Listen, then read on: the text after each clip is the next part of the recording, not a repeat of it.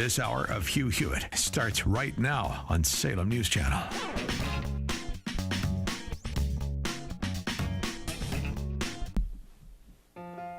Good Monday morning, America. Hugh Hewitt from Studio North. I'm going to raise the question today. Should the judge overseeing Hunter Biden's proposed plea deal simply put it aside and do a little inquiry into the facts and circumstances there? I think so, and I'll tell you why when we come up on the next hour of the Hugh Hewitt Show.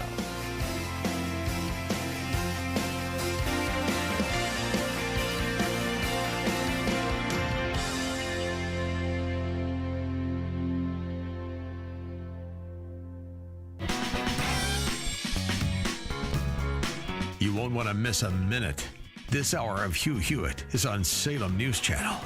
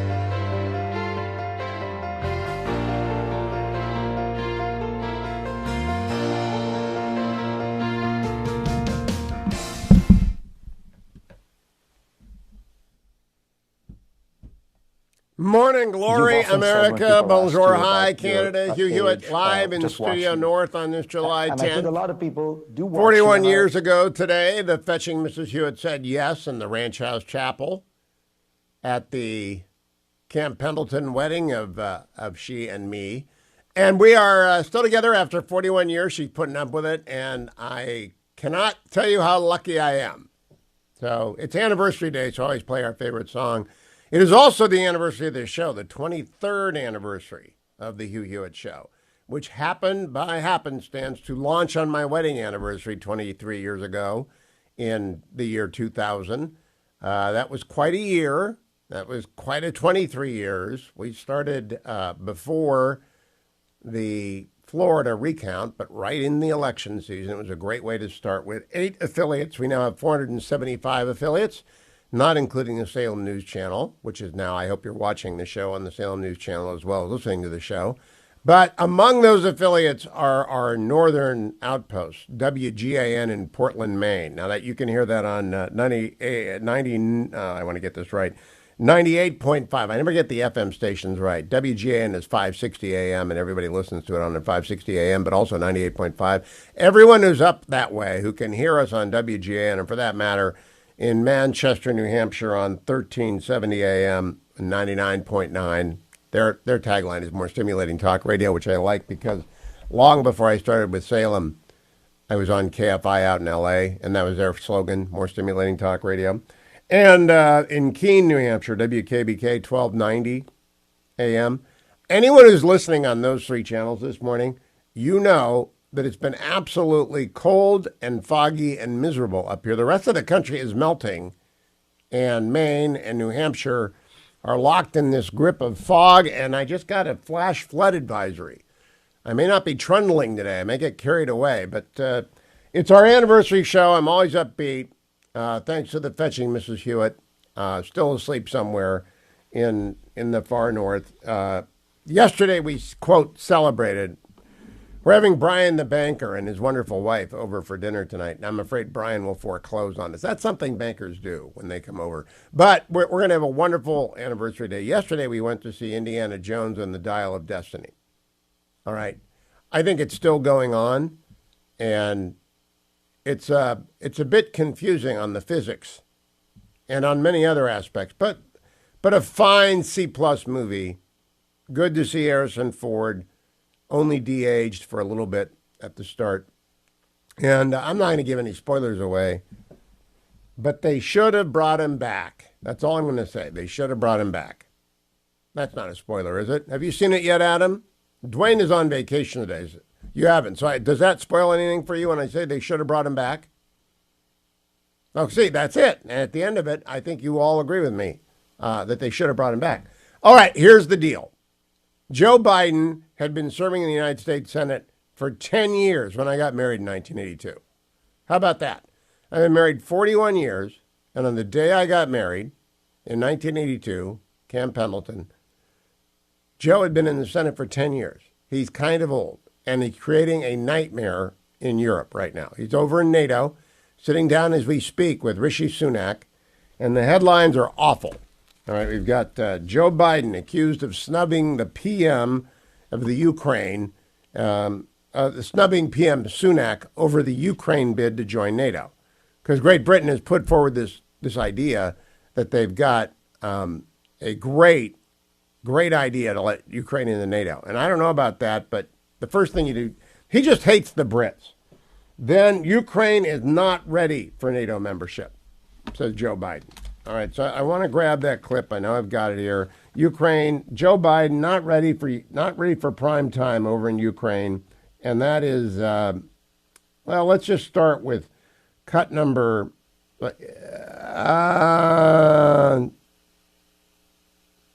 Let's just talk about China first. Cut number 5. I think if I told you 3 years ago, which I had written about in my notes, that I was going to get Japan deeply involved, have them change their defense budget, have them work with not that I've done it, but work with South Korea, work something out. We're going to put together the Quad, which is India, Australia, the United States, and Japan, I got a call from on that. He said, why are you doing that? I said, we're not doing that to surround you. We're doing that to maintain stability in the Indian Ocean and in the South China Sea. No, in fact, he did none of that. Now, Fareed is doing the interview from CNN, and he's got the Sunday morning show that nobody watches, and it's a safe space for President Trump. Now, I had a Saturday morning show that nobody watched, so I understand what it's like to do a show that nobody watches. So he gets to sit down with the president, and it's a safe space for him. And Fareed, in fact, Fareed kind of fawned a little bit. This is a little over the top. Cut number one. You've often said when people ask you about your age, just watch me. And I think a lot of people do watch you and are impressed, and they think you've been a great president. You've brought the economy back. You've restored relations with the world. But many of these people do say, and these are ardent supporters of yours, the next thing he should do is step aside and let another generation of Democrats take the baton. Why are they wrong? Well, let me, not right or wrong. Look, to use the phrase again, I think we're at an inflection point. I think the world is changing, and I think there is one thing that comes with age if you've been honest about it your whole life, and that is some wisdom. No! Oh! Joe Biden is trotting out. How about that? Everybody loves you. Everyone thinks you're doing a good job. You brought the economy back.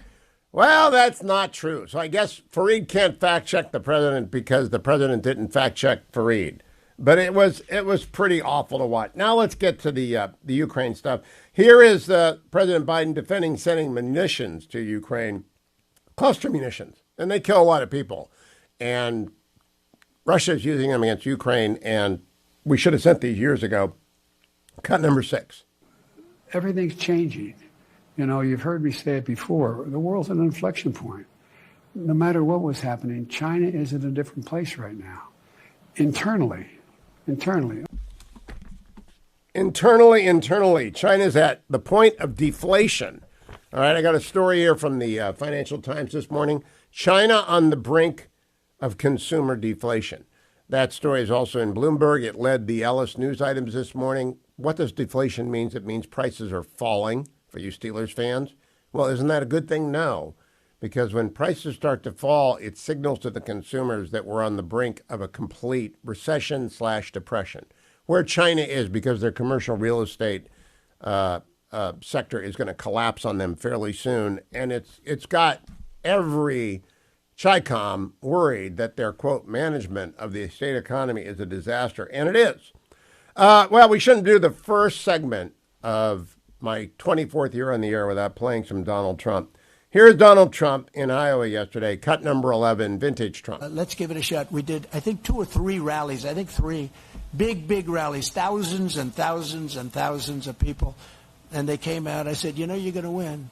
And he ended up winning. And then about 3 years later, they said to him, will you run against the president? And he said, I have no comment on that.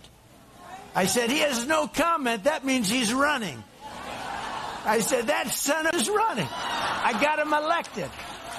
So I'm not a big fan of his, and he's highly overrated.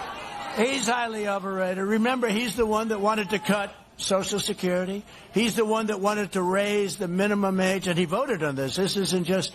And the one thing you have to remember, when a politician comes out with an initial plan, and then they go into a corner because they're getting killed, because he's getting killed. He's like, his thing is going... Well, he also has no personality. That helps, right?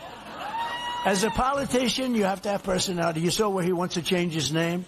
It's DeSantis. He wants to call it DeSantis, but you don't do it in the middle of a campaign.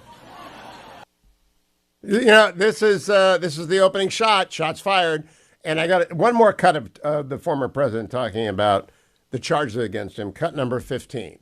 Every time I get a subpoena, you know, my polls go up. I get more and more subpoenas.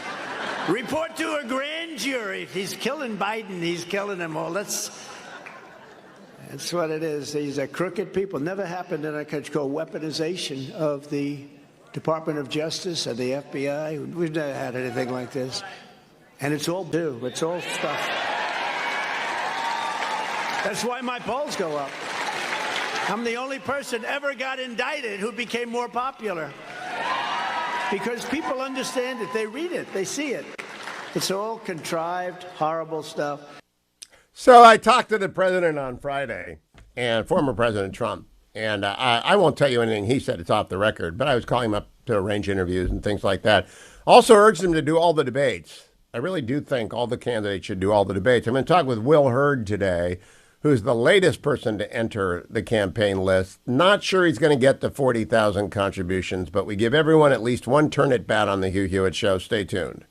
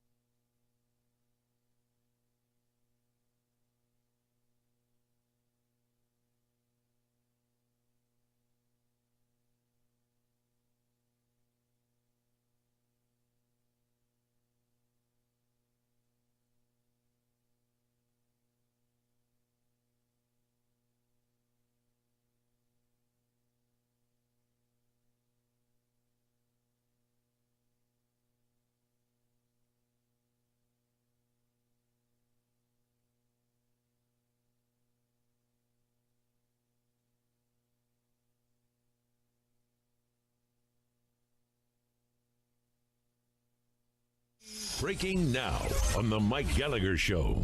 Hunter Biden, President Biden's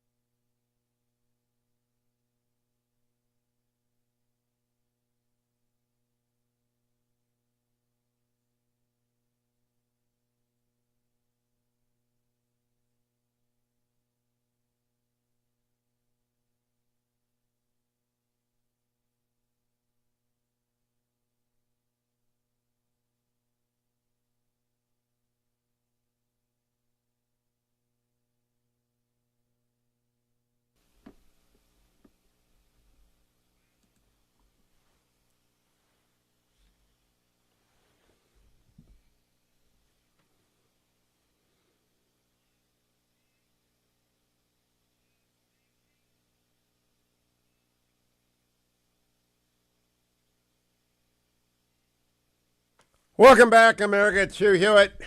It is our anniversary, 41st wedding anniversary of the Fetching Mrs. Hewitt and I, and the 23rd anniversary of the Hugh Hewitt Show. Generalissimo is on vacation this week. Adam is almost a 23-year veteran of the Hugh Hewitt Show. He came in 1 week after we launched, and so we're celebrating a little bit. I want to call your attention to the fact that Judge Mary Ellen Noriega will be presiding over the Hunter Biden proposed plea agreement and deferral. And Rusty Ricardo, he got mad at me. He's my man on the ground in Miami. And Rusty, Razor, he asked me to call him Razor Ricardo. I think maybe Rusty Razor Ricardo is better. He's a former, very, very good prosecutor, former senior government official, member of the senior tour on the PGA, and now he's retired, and he runs a Cuban hot dog shop next to his driving range in Florida, and he's on the senior tour. But he's still a pretty good lawyer. And Rusty was Razor was betting my ear yesterday. And I said, would you just summarize that and send it to me in a memo? And he did. And because he's talking about the sentencing of Hunter Biden, because this stinks so badly. And then Chuck Grassley sent a letter to U.S. Attorney Weiss yesterday that really blew it up. And so Judge Noriega is going to have quite the problem in front of her. Now, a federal judge ought not to overturn. In fact, let me just read you my missive from Razor Ricardo, from the driving range. It is well settled that a district court judge is not to second-guess prosecutorial discretion where there is no indication of irregularity. That said, the judge is not a potted plant or a rubber stamp, and in the exercise of its supervisory powers may make inquiry where warranted. This is one of those cases, based on the public reports of whistleblower immunity under oath of irregularities in the prosecution and proposed disposition. This judge has a duty to assure that the plea agreement and deferred prosecution agreement are consistent with the Department of Justice and Internal Revenue Service guidelines and policies in the administration of justice. That's not too hard to understand, is it? The court has the authority and responsibility to protect the integrity of the judicial proceedings. The court should inquire of the U.S. Attorney and also get a representative from either the Attorney General's office, the Deputy Attorney General's office, or the Assistant Attorney General for Criminal as to the fairness and regularity of the proposed disposition of the criminal charges. In that regard, the court should probe, 1, with respect to the alleged tax violations, could the conduct here have been charged as a felony, and if so, which factors led to it being charged as a misdemeanor? 2, what do the DOJ guidelines provide for charging the most serious or the lesser offense? 3, what do IRS policies and guidelines recommend for the type of conduct underlying these charges? 4, what do the DOJ guidelines say about the acceptance of a plea and the proposed plea agreement? Is it consistent with those provisions? 5, with respect to the gun charges, how is a deferred prosecution agreement consistent with DOJ guidelines on the public interest? 6, explain why the government is rejecting the plea of guilty, a plea of nolo, or a deferred sentence agreement in favor of a DPA. 7, is the DPA, that's the deferred prosecution agreement for you Steelers fan, is the DPA consistent with the disposition of unlawful possession case? And if not, what are the factors that would justify the deviation? 8, is the DPA consistent with the Department of Justice get tough policy on gun violations? 9, what do sentencing guidelines provide for the unlawful possession violations of this type? As the courts have stated, continues Razor, of utmost importance, the supervisory power serves to protect the integrity of the federal courts and particularly stress the need to use the supervisory powers to prevent the federal courts from becoming accomplices to misconduct. The judge has supervisorial jurisdiction over the proceedings, and it has a duty to perform in this regard. It is to see that the waters of the jurisdiction are not polluted. Now, in my long conversation with Ricardo, a slow day at the driving range and at the Cuban hot dog stand, he pointed out to me that Judge Emmett Sullivan had abused the right of review in the case of Michael Flynn, bringing in a former federal judge who wrote a 30-page report, and he got slapped down a little bit by the D.C. Circuit. So there's a spectrum of indifference to Emmett Sullivan, and Judge Noriega is in there somewhere in between. But she just can't take this plea and say, oh, fine, you bet. It just stinks to high heaven. You know, it doesn't stink to high heaven, relieffactor.com. It works to high heaven. Here I am, 41 years married, and I'll be going out to do a 10K, assuming it's not NOAA time, in Maine today, which is what the forecasters say, and assuming as well that I can open this thing because I'm not finding the little, there it is. There's a little indentation, makes it very easy to open. Icarian and curcumin, resveratrol, and omega. Every day at this hour, down the hatch they go, with a little slurping of lukewarm coffee, and did my 10K. Not a negative split, by the way, on Saturday. The opposite. When I began this show, I would do negative splits on 10K runs on Saturday. This was not a negative split. So I'm not going to do any puff talk here. But I got this Beach to Beacon coming up that my son and son-in-law are running, and I'll trundle along way behind them waving. But I got to be ready. My knees hurt. Everything hurts. But I got to be ready, and relieffactor.com will get rid of the hurt. Stay tuned, America. Relieffactor.com. $19.95 gets you a 3-week starter pack. Go there and come right back. Portions of the Hugh Hewitt Show are brought to you in part by the Council for Citizens Against Government Waste.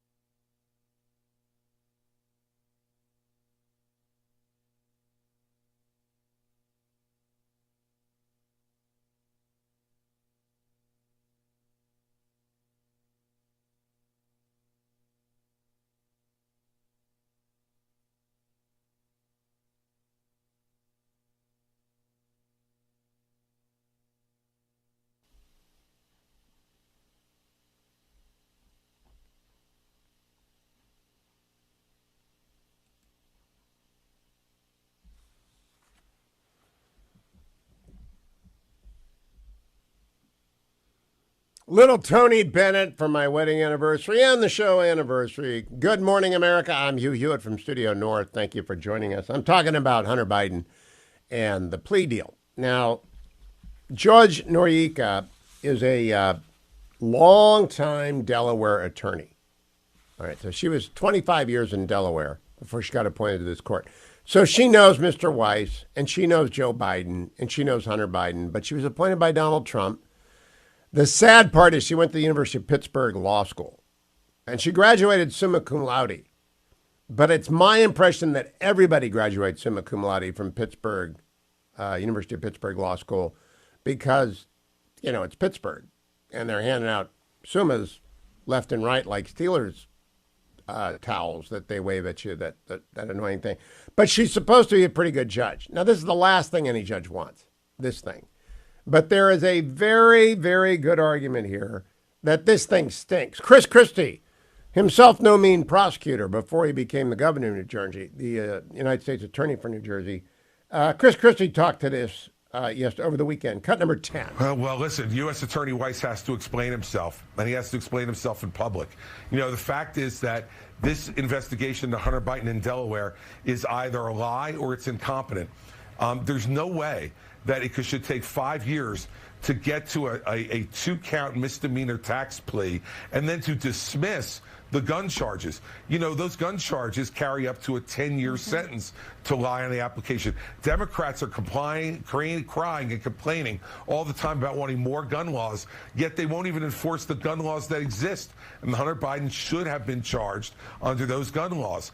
Add to that you have a two-count misdemeanor tax plea that should not have taken all the time that it did. So either David Weiss is incompetent in taking 5 years to do that, or he's not telling the truth and Merrick Garland's not telling the truth. Either way, there's a lot more work to be done on this case. And these are the kind of things that, given my background as a U.S. attorney, I'm the only one in this race who will be able to fix the Department of Justice in a way where they don't proceed any longer they have to do with fear, no favor, no partisanship. And that's the way those decisions need to be made. But Governor, that's when I did it when I was U.S. attorney, and it's not being done now. Part of your... Now, he's talking to Shannon Bream there.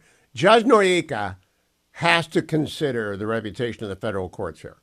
That's the key point that Ricardo made to me, is that judges have to consider whether or not they are complicit to a cover-up or a botched deal, and they have to make it clear that they won't have any part of it.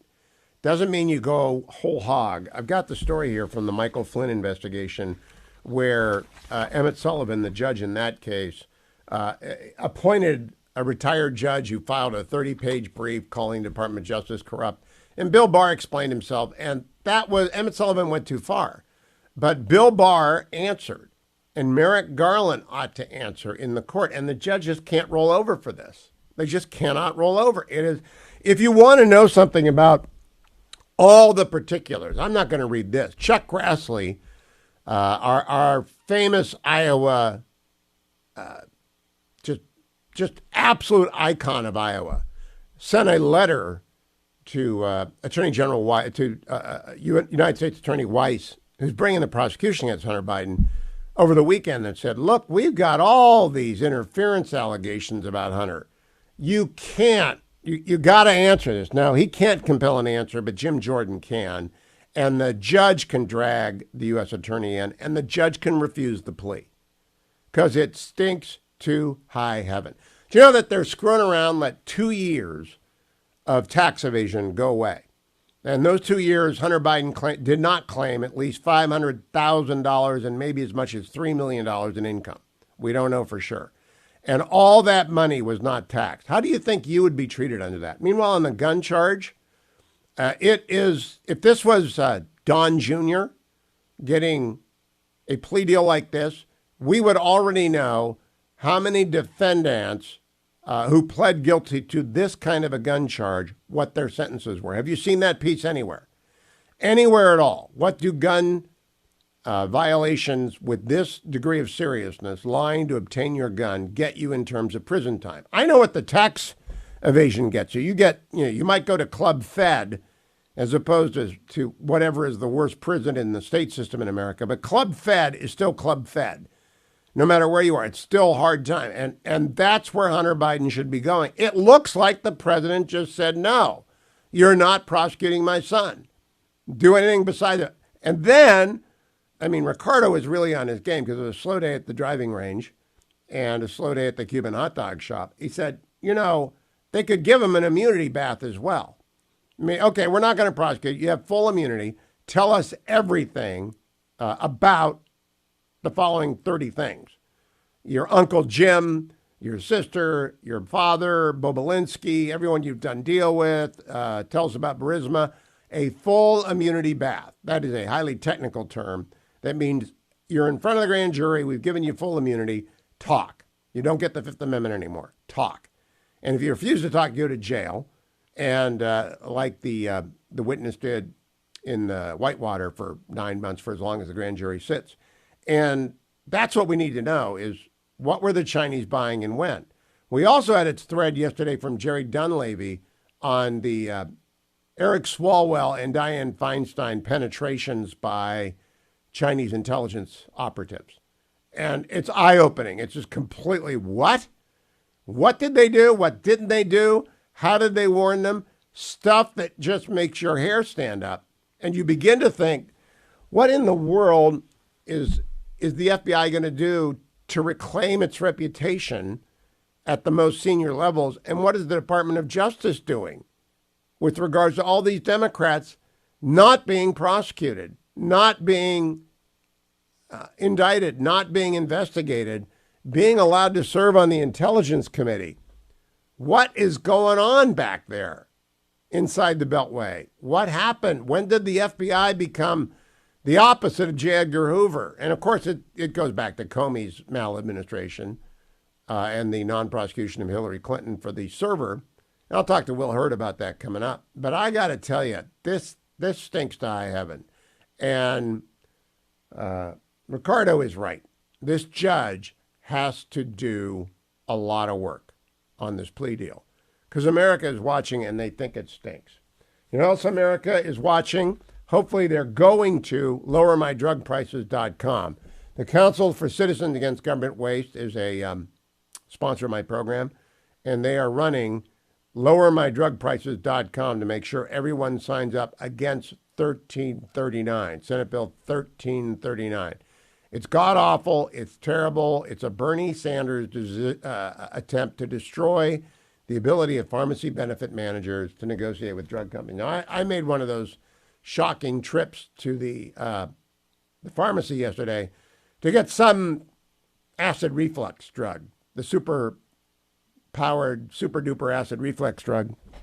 You can hear my voice a little bit crackling, and the doc said, there's nothing wrong with your vocal cords except they're aggravated by acid reflux. It might come down to drinking a gallon of coffee a day. He said, take this. I went and $123 for 30 days. All right? I said to myself, boy, we need some negotiation by the pharmacy benefit manager here. Now, I'm going to switch out of this pharmacy benefit manager that I've got when it comes time to change in open season. But that kind of stuff is what you can't have. But Bernie won't fix it. Bernie will end up removing the drug. He'll kill the drug. So what we want is competition. What we don't want is Bernie. So go to lowermydrugprices.com. Let me do a market update as well. Brought to you by Birch Gold. All right, China is on the risk of deflation. That's going to scare the heck out of markets today, I think. The Dow on Friday went down 187. The NASDAQ went down 12.6. The S&P, the NASDAQ went down 18, The NASDAQ went down 12. The 10-year Treasury went up to 4.07% because inflation is still with us. And the price of gold went up to $1,929. It dipped down. I don't ever tell anyone to buy gold. I always tell people if you bought gold 100 years ago, your gold is worth more than when you bought it today because it did better than inflation over 100 years. So it's the inflation superpower. It's gold. And Birch Gold sets up a third-party depository so you can make a 401k, a SEP IRA, a rollover there, a Roth IRA. You can do that all. And Birch Gold will send you that free information kit if you go to hughgold.com, or text my name, Hugh, to 989898. But the Financial Times today, China on the brink of consumer deflation. That's bad story number one. Good story number two. 5 ways the bull market makes investors nervous. Bull markets climb walls of worry, in the famous phrase of my friend Brian Westbury. If there's a bull market going, everyone in it always gets worried. And I own Amazon, which has just been benefited. It's like pop the champagne over at Amazon Central because of AI. People figured out they want to be in an AI stock, but they don't want to be naked to AI because we don't know who's going to win or lose in that arms race. And Amazon's going to win because they've got scale. Google probably will win, but Google is hated by everyone who loves freedom because they operate with the Chi-Coms. So Amazon is really your better bet. NVIDIA makes chips, but someone else can make a chip. You can't build a moat as wide. I own Amazon, so this is my self-interest. If you want to get in on the AI stuff, you go there. But if you want gold, because gold is going to be there forever, you go to hughgold.com, hughgold.com. Let me go back because Donald Trump was worried about the economy, which I'm worried about, but he's worried about it under Ron DeSantis. Cut number 14. DeSantis, as I call him, the abbreviation, is a globalist sellout, and Paul Ryan and Karl Rove, acolyte. Every Iowan also needs to know that Ron DeSantis totally despises Iowa ethanol and ethanol generally. Ending the renewable fuel standard was one of his top priorities as a member of Congress. He wanted to end it. What's so funny is I get along with everyone. Paul Ryan is a friend of mine. Karl Rove is a friend of mine. Governor DeSantis is a friend of mine, and the former president is a friend of mine. I mean, news friends. These aren't people coming over for dinner, though they're welcome to come over for dinner. They're friends of the show. They come on the show. We have a good time. We laugh. We talk offline. And the point is, it's just amusing to me. Nobody really hates each other in politics, but they got to say these things. Trump just makes you laugh, doesn't he? I mean, is he the funniest president? W was awfully funny. Ronald Reagan could tell a joke better than anyone. W was awfully funny. Trump may be the funniest performer, I think. I think that's true. But I'm not looking for funny in these debates. I'm looking for mastery and who's going to beat Joe Biden, because we really can't have 4 more years of incoherence. Stay tuned. I'm Hugh Hewitt.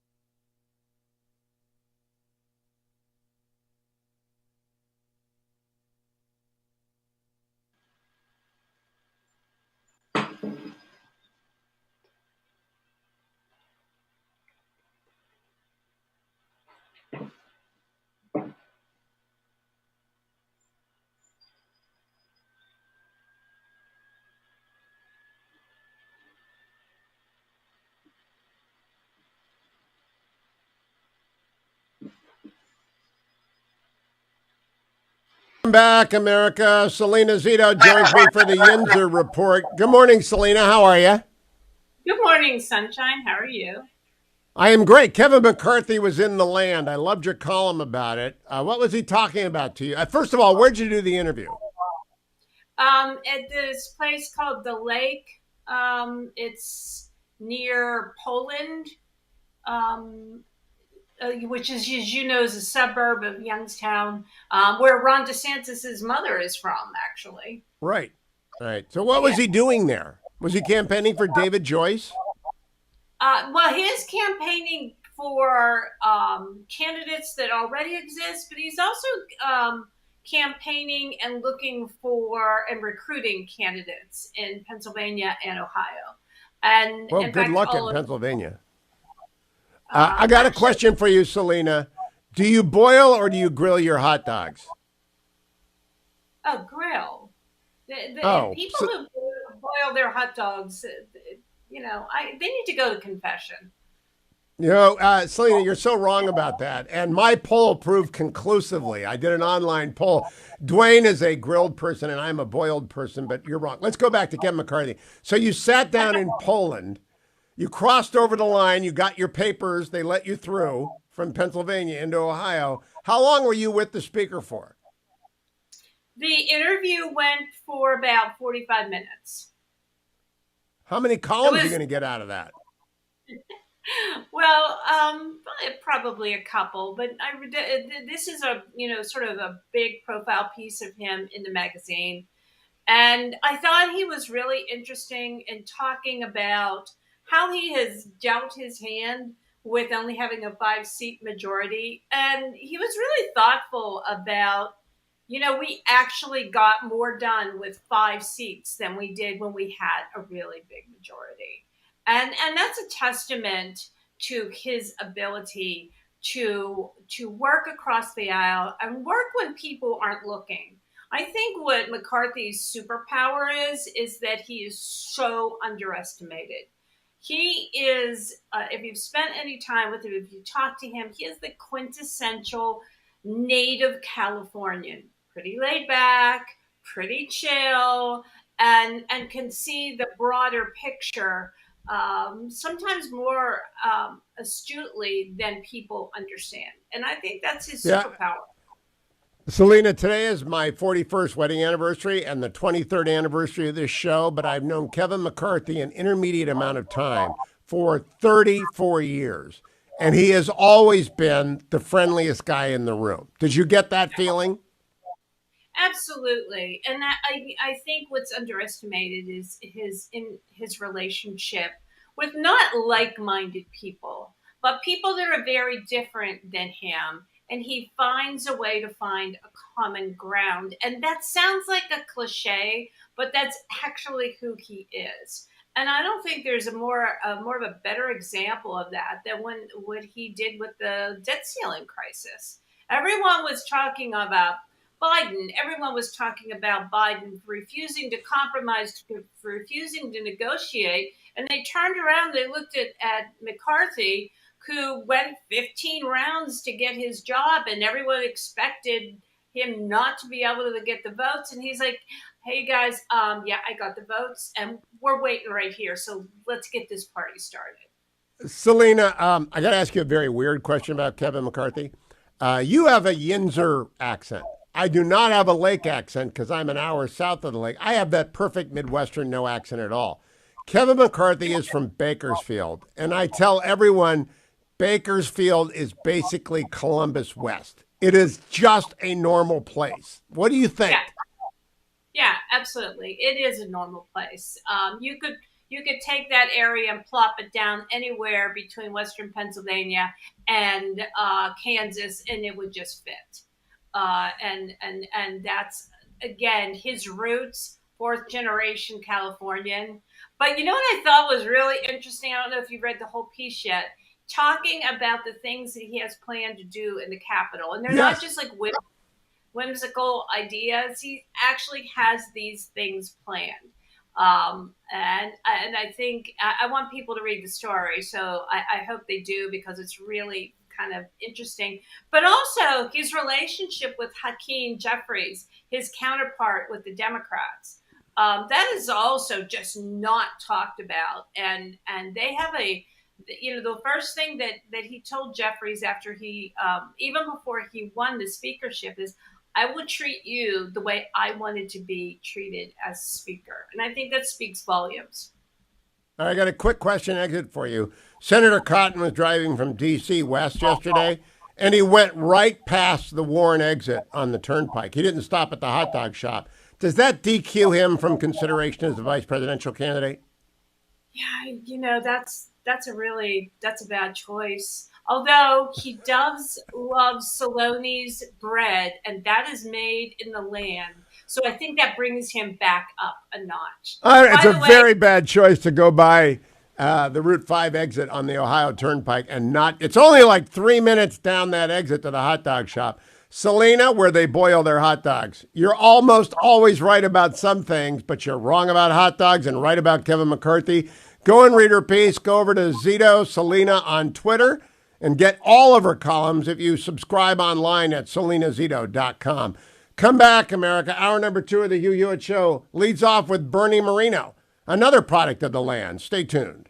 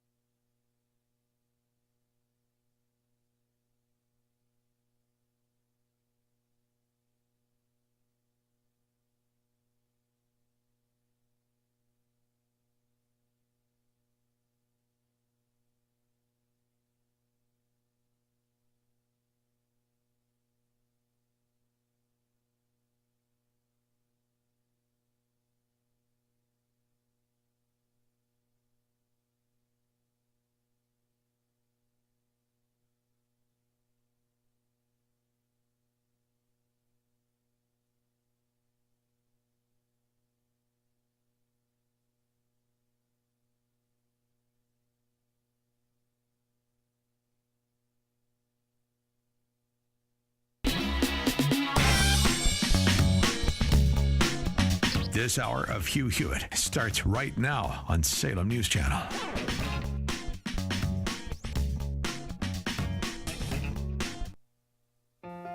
Hi, it's Hugh Hewitt from Studio North, three-term congressman, now turned AI Board of Directors member and 9-year veteran of the CIA. Will Hurd joins me. He is going to run for president in 2024. Hopes to make the debate stage. We'll talk with Will Hurd coming up. Stay tuned.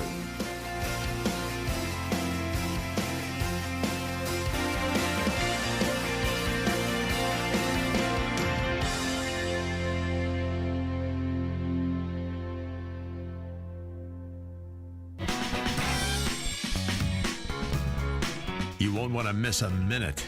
This hour of Hugh Hewitt is on Salem News Channel.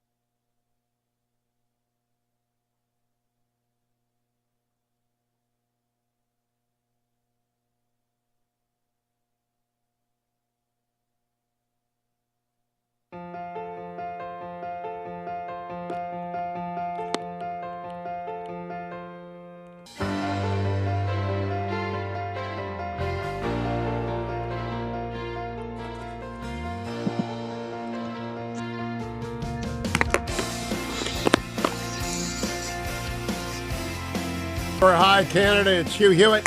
Anniversary day here on the Hugh Hewitt Show. 23 years we've been on the air, syndicated, and 41 years that I've been married to the fetching Mrs. Hewitt. So glad to be with you every single morning. Joined now by Bernie Moreno, candidate for the United States Senate, running in Ohio, and he ran 2 years ago, and he dropped out, and he is now in a two-way race with Matt Dolan. Good morning, Bernie. How are you? Good morning, Hugh. I'm a slacker compared to you. I've only been married 34 years. So I got to catch up. You got to keep. You'll never catch up. Bernie, that's how long, 34 years. That's a diversion. Let me go back to something I wanted to ask you. Do you know my buddy David Zavagno in Cleveland? Is Zavagno a buddy of yours? Yeah, I know him, yes. Yeah, but he took me out to Rattlesnake Island, and I think I met you there in 2013 during the bicentennial of the Battle of Lake Erie. Would that be correct? Were you there for that? I was. That's correct. That was the craziest day on the lake in my life. That they thought they were doing the reenactment of the Battle of 1813. It turned out to be the reenactment of Dunkirk. Did you go out on the lake that day? It was a mess out there, but that's typical Lake Erie. You know, we only have so many months to boat, so we have to put 12 months of boating into 3 months.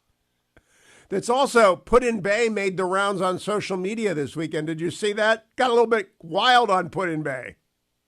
Well, you know, in Put-in-Bay in the summer, they just call that Friday night or Saturday morning. You know, it gets a little crazy out there. Okay, Bernie Moreno, tell us how the campaign is going. First of all, is Frank LaRose in or not? I can't figure it out. I'm not sure. You know, that really doesn't affect me. I don't control that. He obviously affects Matt Dolan much more than me because I'm the only outsider business person in the race. But the campaign's going really well. We just announced today, Hugh, that we raised $2.2 million in our first quarter. That's all from individual donors, nothing from me, none of my personal money, no super PAC money. And 1.3 million of that was from Ohio donors, which is a record for a first quarter GOP candidate in Ohio. And by comparison, the last time I ran, we raised $750. So we almost doubled from Ohio donors how much we raised. We're really, really proud of that. That's a big number. That is a very big number. What are you going to spend it on? Because it's interesting how campaigns are changing. It used to be all television. Now television doesn't work anymore. Radio works and social media work. How are you spending the money? Well, that's what we'll do later in the year. Right now, we're focused on building a war chest to make certain that we spend as little as possible in the primary and really save as much of our ammunition for the general election. You know, taking out Sherrod Brown's not going to be easy. I'm pretty confident that I can unite the party behind my campaign. That's why we've seen such incredible fundraising success in Ohio. We also have over 100 grassroots leaders all over the state, literally in every county in Ohio that have endorsed my campaign. I'm really, really proud of that. So we're going to have an army to take out Sherrod Brown. He's been there way too long. As you know, Hugh, he doesn't represent Ohio's values. He votes more like a Massachusetts or California senator than an Ohio senator. Bernie Moreno, I asked you in the one debate we did, and I'm going to come back and invite you and Matt Dolan, if he gets in, Frank, to do debates in Cleveland and Columbus. I asked you what's in it for Warren, and I really got to ask you what's in it for Warren right now, because over the weekend, some travel site rated Warren as the most miserable city in Ohio, which is not fair. We have the hot dog shop, so we're never miserable. But what will you do for northeastern Ohio that's kind of the burnt over area of the industrial emptying out? Well, there's still great companies in Warren. I was at Warren Fabricating the other day. Great company. They do amazing work there. They're actually building the beams for the new JP Morgan Chase headquarters in New York City. So what we have to do is we have to bring manufacturing back to places like Warren, Ohio. What we've done, people like Sherrod Brown, who've been in D.C. too long, have sold out our middle class. We've given rise to the Chinese middle class instead. We need to encourage companies to come back to places like Ohio. And we do that, Hugh, by having incredibly abundant and affordable energy. And if we can unleash and be energy dominant in America, that will be incredibly worthwhile for places like Warren, Ohio. So talk to me a little bit about foreign policy, Ukraine in particular. The president is vetoing Ukraine membership in NATO today. He ticked off the Brits already today. What do you think about Ukraine? What do you think about Joe Biden's leadership on that issue? Well, you can't use Joe Biden leadership in the same sentence in any context, but certainly not with Ukraine. I mean, what he's done is he's created a quagmire. It's a man-made quagmire. First of all, it should never have happened. If President Trump were in office, it would not have happened. That's it. No, even somebody who doesn't like President Trump can agree on that. It would never have happened. Should never have happened. And instead of arming Ukraine before the invasion or doing the things necessary to prevent the invasion, he basically ignored it. He's created this quagmire. First, no tanks, no planes, then planes, and now cluster bombs and NATO membership. The reality is we should be leading peace talks. We got to figure out a way to de-escalate this crisis to make certain that Ukrainians aren't dying. So we should be the country leading that, not China. Biden has been completely absent. It's a disgrace. And let's hope we get President Trump back in there in 2025 so we can fix this thing once and for all. Bernie Moreno, you are from a communist country. Basically, Venezuela is now a communist country. What do you think Putin's Russia would do to the Ukrainians if he were to win that war and take over their entire territory? Well, to clarify, I'm from a neighbor of a communist country. Colombia. I'm sorry, Bernie. That's okay. Colombia. Yeah. That's okay. But not that's okay a communist country. Not yet. But we do have a new president that just took over that's taking Colombia in that direction. But you know what communism does. We've seen it all over the world. It destroys countries. The reality is Putin's not going to take over Ukraine. What we have to do is go in there and de-escalate the crisis, get this thing resolved, stop the deaths, prevent World War III. U.S. leadership with a strong State Department can do that. And that's what I'm confident we'll do when we take over the White House in 2025. All right. Now, if we have these debates between Bernie Moreno, Matt Dolan, and Frank LaRose, if he's in, I'm going to bring up school choice out of the box because Ohio, and I think Matt Dolan had something to do with this past universal school choice. I applaud that. What do you think of that initiative and that bill? Well, absolutely. I mean, education is a great equalizer. My kids had school choice. Your kids had school choice. The reality is we got to give school choice to all parents. And for certain, that is something that should happen. But of course, at the state level, Hugh, the federal government shouldn't be playing a role in education. That's the most local issue that exists in politics. We got to work to get rid of the Department of Education, and certainly at the beginning, what I call defang it. These policies that come with the money that's given from the federal government to school districts is really problematic.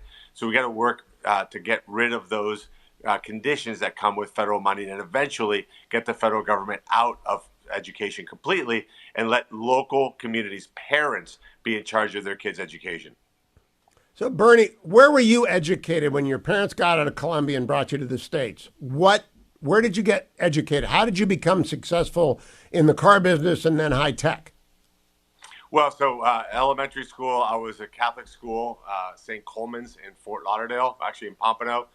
Then I went to high school, then college. I went to, am I allowed to say this on the show without the camera breaking? I went to the University of Michigan because I wanted to be in the car business. I wanted to be the chairman of General Motors.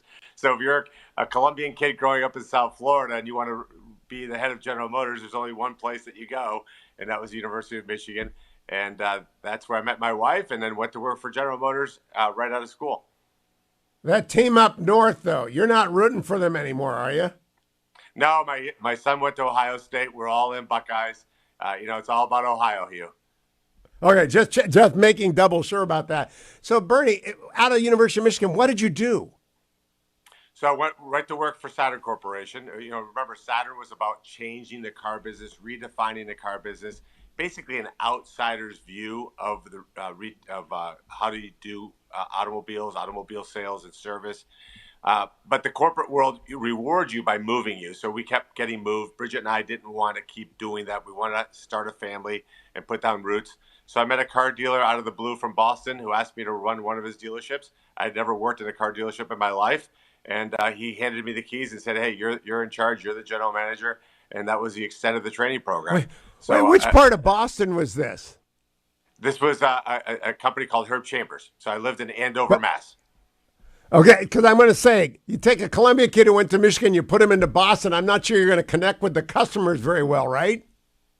Yeah, but you know what? We were extremely successful. It was one of his most successful dealerships.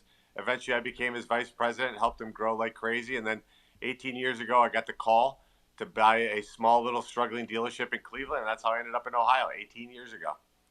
Oh, that is a terrific story. Bernie Moreno, keep coming back. Good to see you this morning. Enjoy the summer on Put-in Bay. They call it Friday night. That's funny.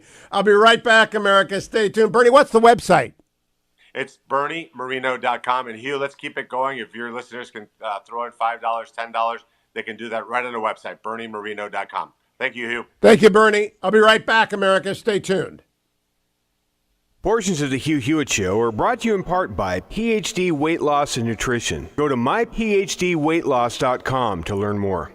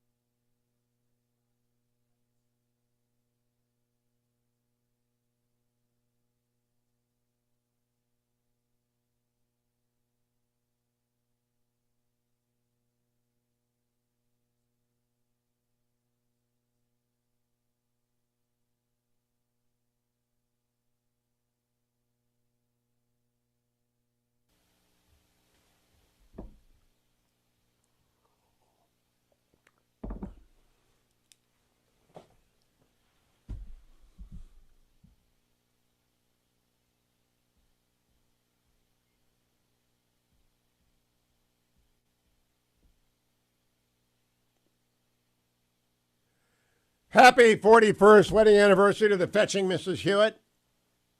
This song is the only one on which I'm obliged to dance when it shows up at any wedding or party. This is counterintuitive, I know. I'm not really a dancer.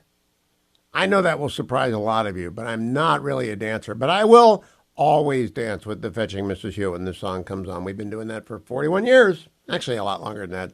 You have to add. Got married in 82. We met in 78. So it's more like 45 years. Thank you, Governor Pete Wilson, if you're listening this morning. I met the fetching Mrs. Hewitt at a Pete Wilson fundraiser on Mission Bay in San Diego in 1978.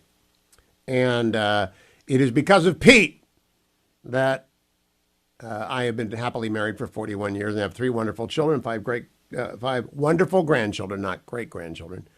Although Genghis Kate was down for the count yesterday. Our Navy family is moving, and so they had a farewell. 31 kids at this farewell party because they're moving coasts. And the military families, I actually never moved from Warren. I was born in Warren. I stayed in Warren until I left for college. And I mean, we moved once that I can remember, houses.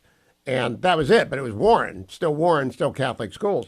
And everything was the same. Military families, I think Genghis Kate has lived 3 places already, and the scholar has lived in like 7 places. And I just cannot imagine. But it is a thing among military communities of the sort of which they are a member and have been forever, that they get together for a family that's leaving. And so all the kids come and they have a blast and they run around.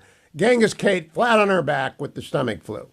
So the party actually did not get destroyed. That's the upside of that. But the downside of that is that the party didn't get destroyed because Genghis Kate wasn't there. But she's recovered. I'm told by my daughter that she's back up and around creating mayhem even as we speak.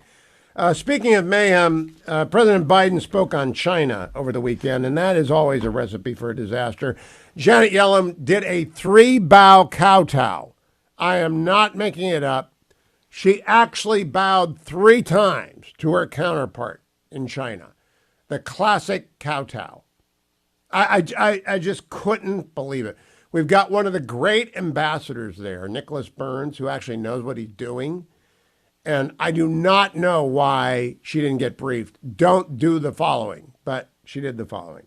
Now, let's listen to what the president said about traveling with Xi Jinping. This is not true, by the way. Cut number 7. I think if I told, and by the way, I have met person to person with Xi Jinping more than any other world leader. 68 hours alone, he and I with an interpreter, back when I was vice president all the way through, because as you remember, it was clear he was going to be president, and it wasn't appropriate for the president of the United States, Barack Obama, to be traveling the world with him, but I traveled 17,000 miles with him when he was vice president in China. And so we understand each other. Not true. All right, that's just not true. But Fareed didn't fact check him. If CNN had the same standard that they had when they interviewed Donald Trump with Joe Biden, Fareed would have said, hey, that's not true, Mr. President. You haven't traveled 17,000 miles with Xi Jinping. That's just not true. You just made that up. I don't know about the 68 hours, but how many of those can you remember would be my next question. Then he said this, cut number 5. I think if I told you 3 years ago, which I had written about in my notes, that I was going to get Japan deeply involved, have them change their defense budget, have them work with not that I've done it, but them work with South Korea, work something out. We're going to put together the Quad, which is India, Australia, the United States, and Japan. I got a call from on that. He said, why are you doing that? I said, we're not doing that to surround you. We're doing that to maintain stability in the Indian Ocean and in the South China Sea. You know what's amazing about that is that Fareed didn't say, wait a minute, Mr. President. The Quad predates your oath of office. So if he called you up and said, why are you doing that?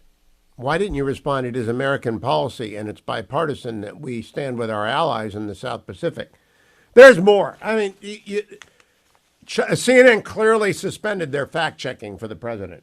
Maybe that's an age deal. Maybe that's an accommodation. And,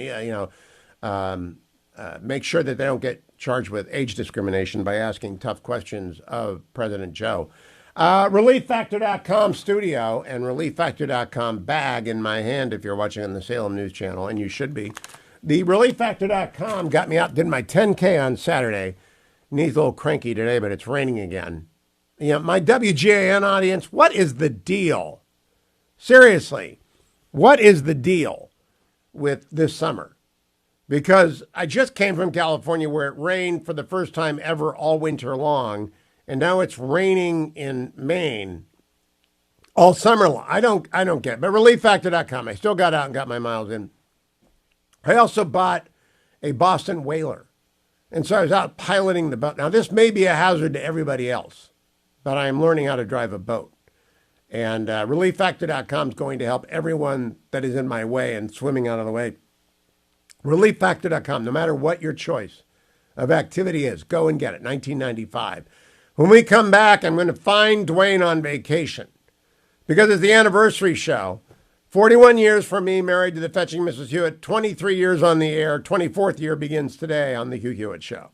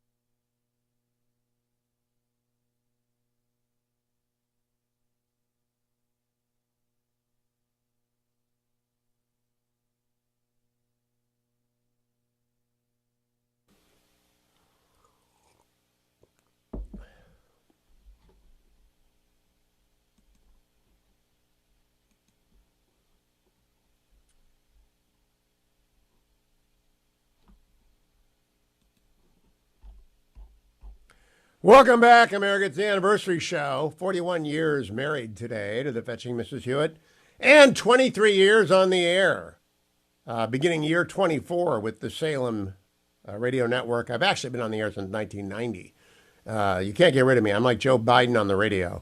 I'll be here forever. But now we've got the Salem News Channel, so it's really only the first year anniversary of the Salem News Channel. But we are everywhere, ubiquitous, all the time. That's because of great sponsors like the Citizens Against Government Waste and the Council for Citizens Against Government Waste, which is sponsoring the LowerMyDrugPrices.com effort. Last time I'm going to tell you about this, go over to LowerMyDrugPrices.com, LowerMyDrugPrices.com, and tell them that you want to write to your senator or congressman about Senate Bill 1339, which is a nightmare that will destroy the drug business.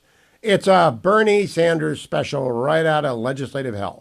And what you need to do is go and help shoot it down, keep it down, keep it. Now, I'm not actually worried about it, but it would be great if we could get every senator to refuse to co-sponsor it so that the absurdity of a single payer becomes obvious. We got single payer in Canada, single payer in, what was that?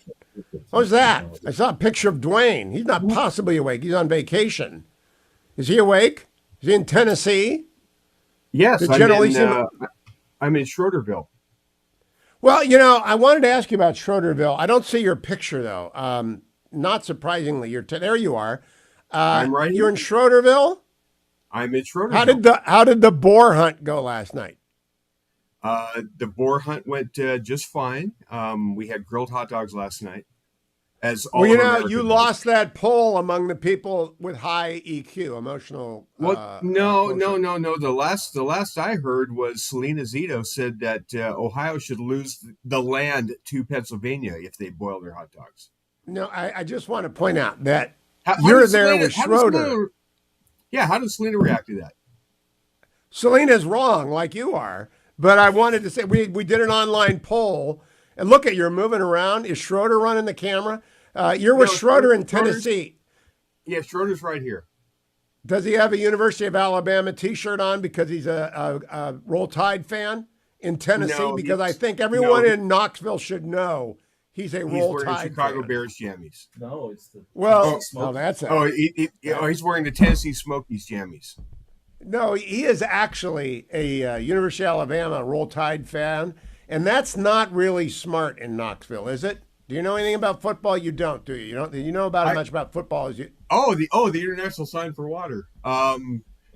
He is not a Roll Tide fan. The last time I checked.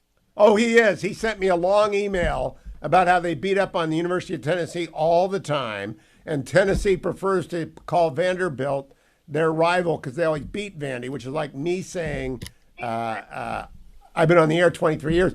But don't trust Schroeder. Don't let him put you in one of his Roll Tide shirts and send you out to Knoxville streets.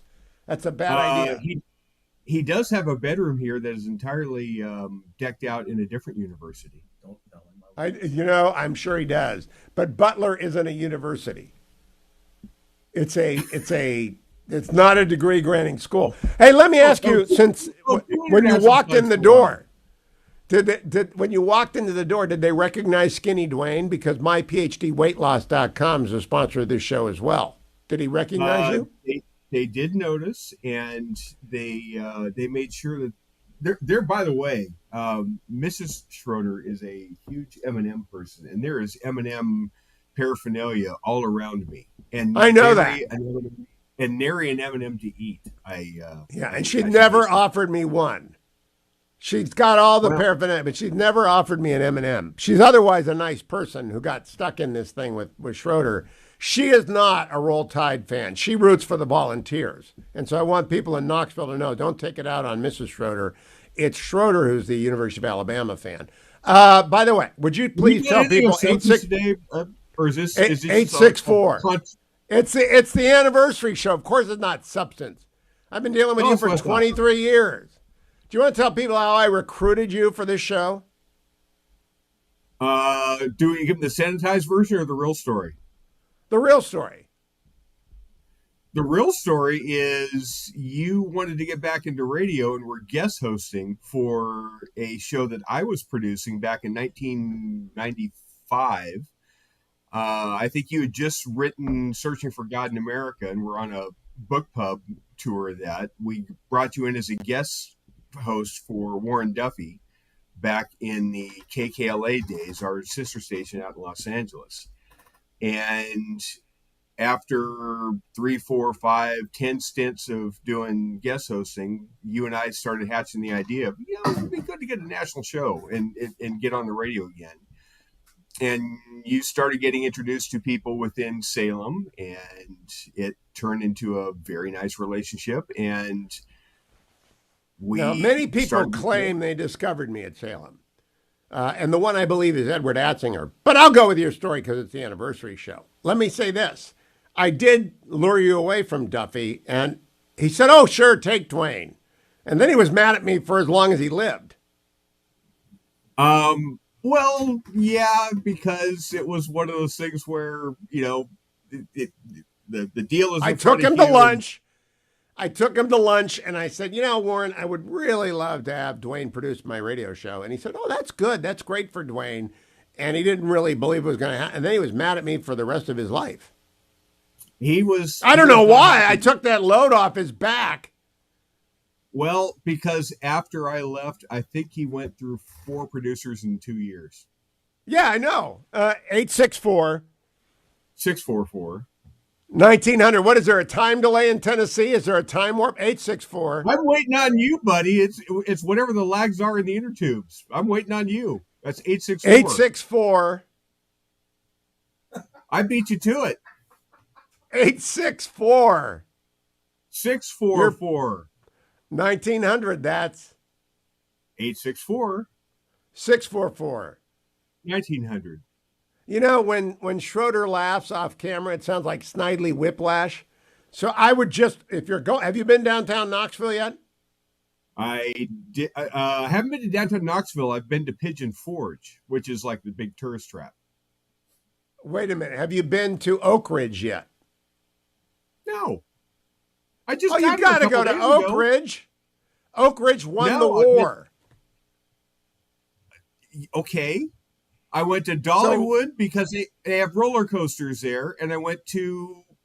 What are you shaking your head at? I can't believe you haven't been to Oak Ridge or the University of Tennessee yet. And I know Schroeder hates the University of Tennessee, and I know he hates Oak Ridge, but you should nevertheless assert the right to go to Dollywood is fine. I'm not gonna rag on Dollywood. Did you go to be at the big Dollywood impersonator gathering? They had like 5,000 people playing Dolly Parton. No, did not catch that. Because it would have taken a heck of a wig. It would have taken a heck of a wig and some other props. Yeah. So, but you didn't go. What's the best roller coaster at Dollywood? Lightning rods, actually probably the best. As far as the crowds, ride stuff. Were there big crowds? For Dollywood, it was probably a pretty good sized crowd. If you relate it to a Disneyland standard, it really wasn't bad at all. I think the longest we waited for a coaster was about an hour.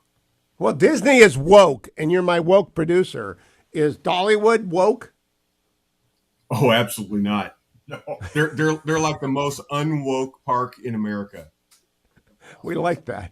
Don't they have a chapel in the middle of it with preachers preaching? They have a chapel right in the middle of it. They've got gospel singers all through the park. It's very much a you're in the heart of red territory here.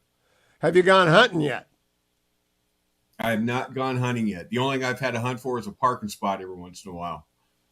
Well, have you built a shed? Because everyone who comes there has to build a shed. No, there's a mighty fine shed that's already built here that's got some woodworking in it. Well, alleged woodworking. Have you seen him work it yet? Technically, I haven't seen it working yet, but I've seen. Okay, technically, no. There are things called props. We're from Hollywood. We know that. And I'm glad to thank you. Happy anniversary to you. I wanted to talk to you on our anniversary show. Wait. You're from Hollywood? No, get rid of him. Dump him. You're from Hollywood, and I'm the one that's woke? Cut him off. Yeah. He's gone. Yeah. Summary judgment, Your Honor. Summary judgment is right. you're gone. Generalissimo and I have been here 23 years, going on 24 now, and Adam has been here 23 years minus a week. We had Matt Cunningham for a week. And God love you, Matt. You were terrible at this. And wherever you are, I hope you're doing well. And we've had 70 interns. Harley is back like a bad nickel. And Ben is back filling in for Dwayne.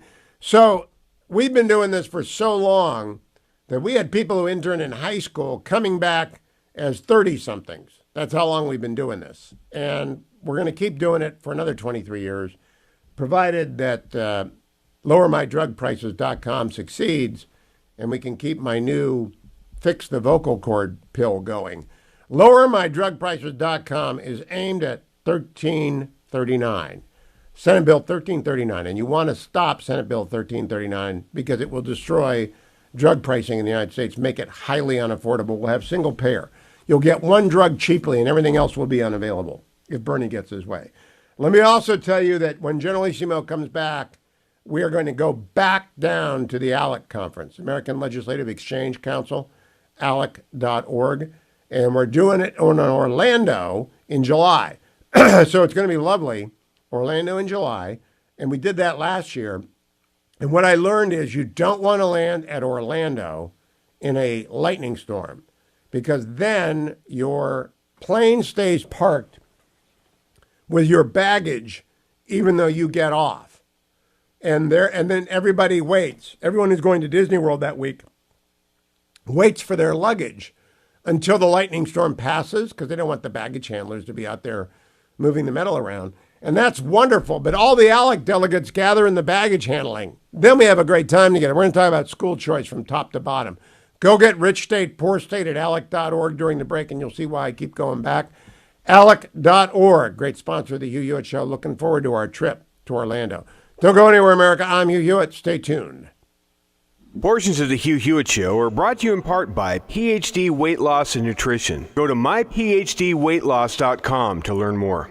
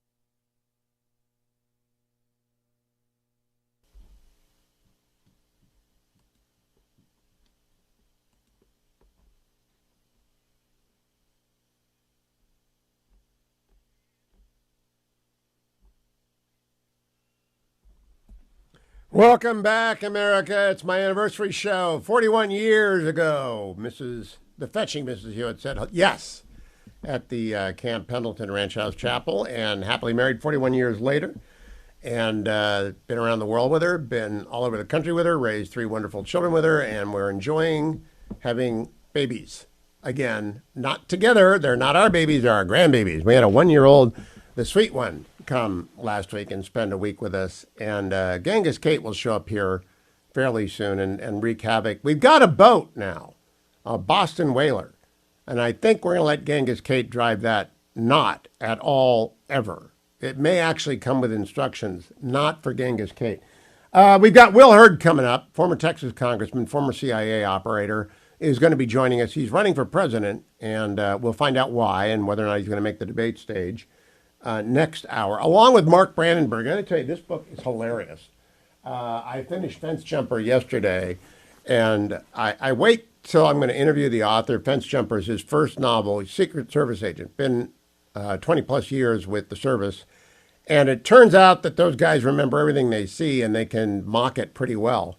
And it may be a PG-13 or R-rated interview, because the furry discussion in Fence Jumper was really quite eye-opening. So let's go to the presidential campaign right away. Former President Trump was on the trail this weekend. Cut number 11. Let's give it a shot. We did, I think, 2 or 3 rallies. I think 3 big rallies, thousands and thousands and thousands of people. And they came out. I said, you're going to win. And he ended up winning. And then about 3 years later, they said to him, will you run against the president? And he said, I have no comment on that. I said, he has no comment. That means he's running. I said, that son of is running. I got him elected. So I'm not a big fan of his, and he's highly overrated. He's highly overrated. Remember, he's the one that wanted to cut Social Security. He's the one that wanted to raise the minimum age, and he voted on this. This isn't just... And the one thing you have to remember, when a politician comes out with an initial plan, and then they go into a corner because they're getting killed, because he's getting killed. He's like, his thing is going, whooshing. Well, he also has no personality. That helps, right? As a politician, you have to have personality. You saw where he wants to change his name. It's DeSantis. He wants to call it DeSantis, but you don't do it in the middle of a campaign. It continues on. Cut number 12. So one of the things I just learned recently, the Sanctimonies voted to fund Yucca Mountain as a dumping ground for nuclear waste. So DeSantis wants to use Yucca Mountain, which affects your whole state. That's not just a little area. That stuff, it's all over the place. What a mess. So he wants Yucca Mountain as a dumping ground for waste. Now, Cut number 13, more Donald. And remember, Florida's easier than other places. You have the ocean and you have the sun. There's something about that works. But you have the sun too, but you don't have the ocean, I can tell you. You definitely don't have the ocean. Maybe someday you'll have the ocean. You never know.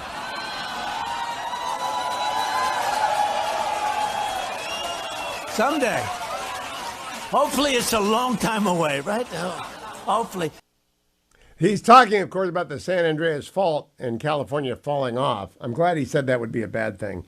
The former president wrapped up his weekend campaigning discussing the charges against him. Cut number 15. DeSantis, as I call him, the abbreviation, is a globalist sellout, and Paul Ryan and Karl Rove, acolyte. Every Iowan also needs to know that Ron DeSantis totally despises Iowa ethanol and ethanol generally. Ending the renewable fuel standard was one of his top priorities as a member of Congress. He wanted to end it.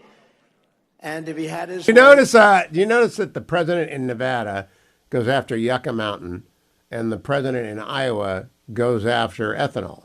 The votes of Governor DeSantis on Yucca Mountain and ethanol. He's doing what he did in 2015-16, which is target the biggest opponent and take them out first. Work with Jeb, low-energy Jeb, remember?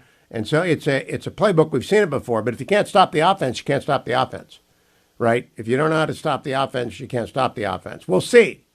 We'll see. We got Christie blitzing from the side, so we'll see Cut number 9, Chris Christie over the weekend. No, Shannon, we're in this to win. And by the way, we'll have some announcements this week that are going to show people that the intelligencer is wrong, that there is a broad and wide demand for our candidacy. And quite frankly, what the demand is for the truth. The people in the Republican Party and quite broadly across America are tired of having political candidates who are snake oil salesmen who just don't tell them the truth, who tell them whatever they think they want to hear at the moment, and then don't fulfill any of those promises. They've lived that in the Republican primary. I was there in 2016 when Donald Trump said he was going to repeal and replace Obamacare and failed to do it. When he said he was going to build a big, beautiful wall across the entire border of Mexico, and then Mexico was going to pay for it. We've got a quarter of a wall and not 1 peso from Mexico. When he said, the question is, can Donald Trump avoid the blitz? All right. Last time, no one knew how he was going to. Now they know his offense. They're going to blitz. They being Chris Christie and my next guest, Will Hurd, coming up live on the Hugh Hewitt Show. Stay tuned.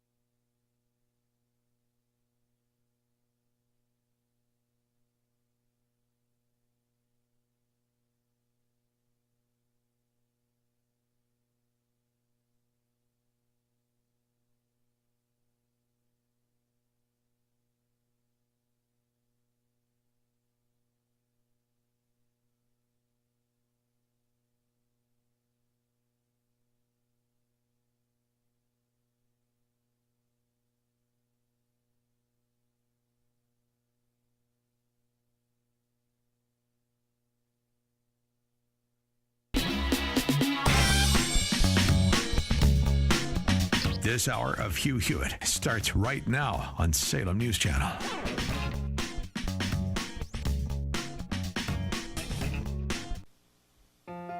Good morning, America. Hugh Hewitt from Studio North. Mark Brandenburg is the author of this book, Fence Jumper, which I read over the weekend. It's very funny. It's a novel of manners in D.C.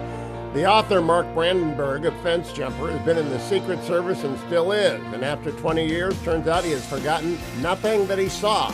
Fence Jumper, this hour on the Hugh Hewitt Show.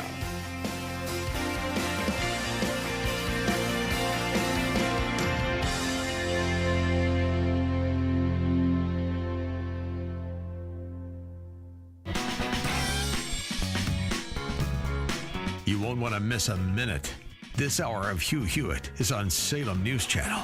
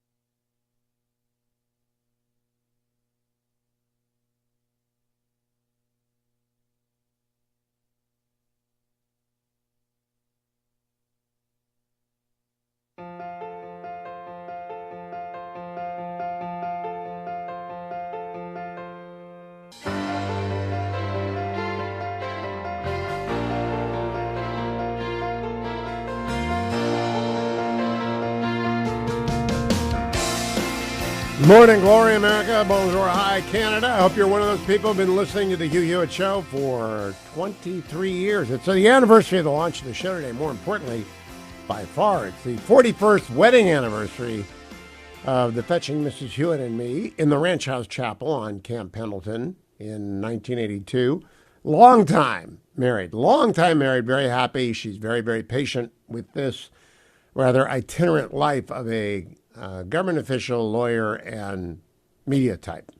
Both radio and television for 33 years, I guess. 1990s. So of those 33 years, she'd already been married to me 8 years when that got started, and she's still married to me. I am waiting for Will Hurd, former congressman, 8-year veteran, 9-year veteran of the CIA, and 6-year veteran of Congress, I believe.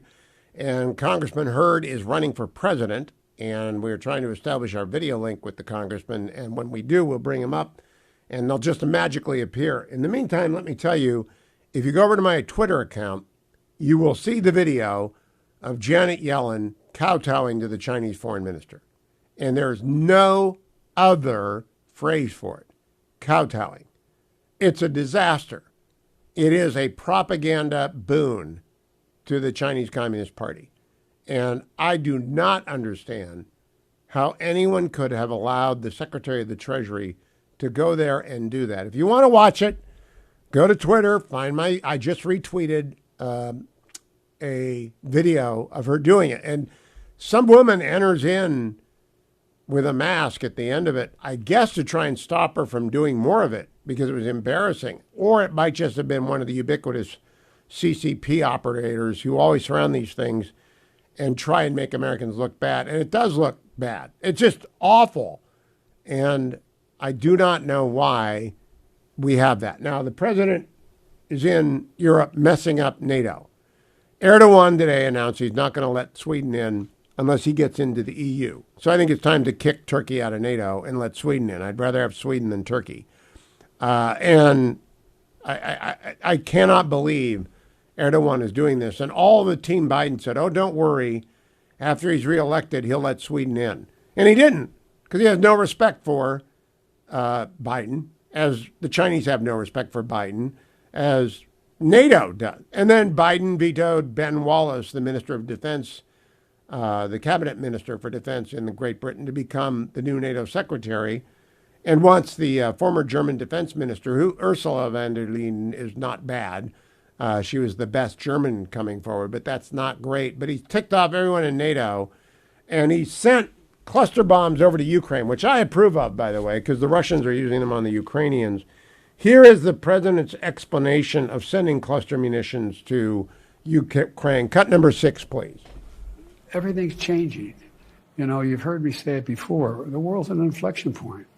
No matter what was happening, China is at a different place right now. Internally. I just don't understand him at all. He was. We're not going to get Will Hurd today, for whatever reason. His tech isn't working, so we'll bring him back another time. I want you to hear President Biden talking about Xi Jinping. Cut number 8. Two things for you, and it was a very difficult decision on my part. And by the way, I discussed this with our allies, discussed this with our friends up on the Hill, and we're in a situation where Ukraine continues to be brutally attacked across the board by munitions, by these cluster munitions that have dud rates that are very, very low, very high, that are a danger to civilians, number one. Number two, the Ukrainians are running out of ammunition. The ammunition that they call them 155 millimeter weapons. This is a war relating to munitions, and they're running out of that ammunition, and we're low on it. And so what I finally did, took the recommendation of the Defense Department to not permanently, but to allow for, in this transition period where we get more 155 weapons, these shells for the Ukrainians, to provide them with something that has a very low dud rate. It's about 150, which is the least likely to be blowing, and it's not used in civilian areas. They're trying to get through those trenches and then stop those tanks from rolling. And so, but it was not an easy decision, and we're not signatories to that agreement. But It took me a while to be convinced to do it. But the main thing is they either have the weapons to stop the Russians now keep them from stopping the Ukrainian offensive through these areas, or they don't. And I think they needed them. I think that we mixed up our clips there, and he's not talking about Xi Jinping. He's talking about the cluster munitions going to Ukraine. Did it make any sense to you? It didn't make any sense to me. And I try to listen with an intention of understanding the president, but it made no sense. And here's the deal. We're low on it. Okay, we're low on munitions, he said. Why then, Fareed, did you not ask, why did you submit a defense budget that is lower than inflation? Why did you do that? If we're low on munitions, why in the world did you support cutting back everything that we've got? Because you cannot keep pace with the needs of Ukraine and the needs of the United States and the needs of Taiwan with the defense budget that is dropped lower. Now, finally, I want to go and let you listen to Tim Scott, because Senator Scott was on the air yesterday talking about his campaign. Will Hurd will catch up with, but here's Senator Scott, cut number 16. 3 really important reasons why we should be optimistic about our future. The first one is based on the fact that our history proves time and time again that Americans are exceptional because we meet our biggest obstacles by creating opportunities out of them. Whether it's the Civil War, World War I, World War II, Jim Crow South, we continue to overcome the obstacles. The second really important reason is that the people like me who grew up on the other side of the tracks started with a miserable beginning. It was the American people, friends from different neighborhoods, from different races, from different income stratas, came together to help me take personal responsibility, looking in the mirror and taking responsibility for my future. And the third reason why we should be really optimistic about where we're going as a nation is because America was founded upon Judeo-Christian values. Those principles continue to produce the greatest system, the greatest reason for hope in all of the universe. It's the reason why I consistently talk about Ephesians 3:20, that God is able to do exceedingly abundantly above all that we ask or imagine. The explicit appeal to the Judeo-Christian values that undergirded the founding, the Declaration, and the arc of American history is most explicit in Tim Scott's campaign. It's in other campaigns as well, but it is most explicit in Tim Scott's campaign and Vice President Pence's campaign. And they are looking for the same vote in Iowa, which is on the western part of the state. The Dutch Reformed Church is dominant, and they are very evangelical, and they are also very sensitive on the life issue, and they are very sensitive on, they're anti-abortion to the core. And I think they're hunting the same ducks. And I don't want to call the Iowa voter a duck, but the metaphor is they're hunting in the same place. Donald Trump is hunting everywhere. Ron DeSantis is hunting everywhere. They're hunting for the evangelicals because they want to get a ticket out of Iowa. Normally, there are 3 tickets out of New Hampshire and 4 or 5 tickets out of Iowa. There are only as many tickets as you earn getting on the stage. And I told you in the hour number 1, I spoke to the former president on Friday trying to set up an interview. And in the course of that, made my pitch. He ought to do every debate, every single debate. And I think every person who qualifies ought to do every debate. And if you don't qualify, I mean, if you're not there for the first debate, I think you ought to drop out. If you cannot get to 1% and 40,000 donors, you ought to drop out. And I was going to ask Will Hurd about that. We'll talk to him tomorrow or the next day whenever we get him with a video link that works. And it suggests to me, okay, the team is not fully up to speed yet on modern campaigning, but you got to take the links that come with you. You know, take your at-bats whenever they're offered and not mess them up.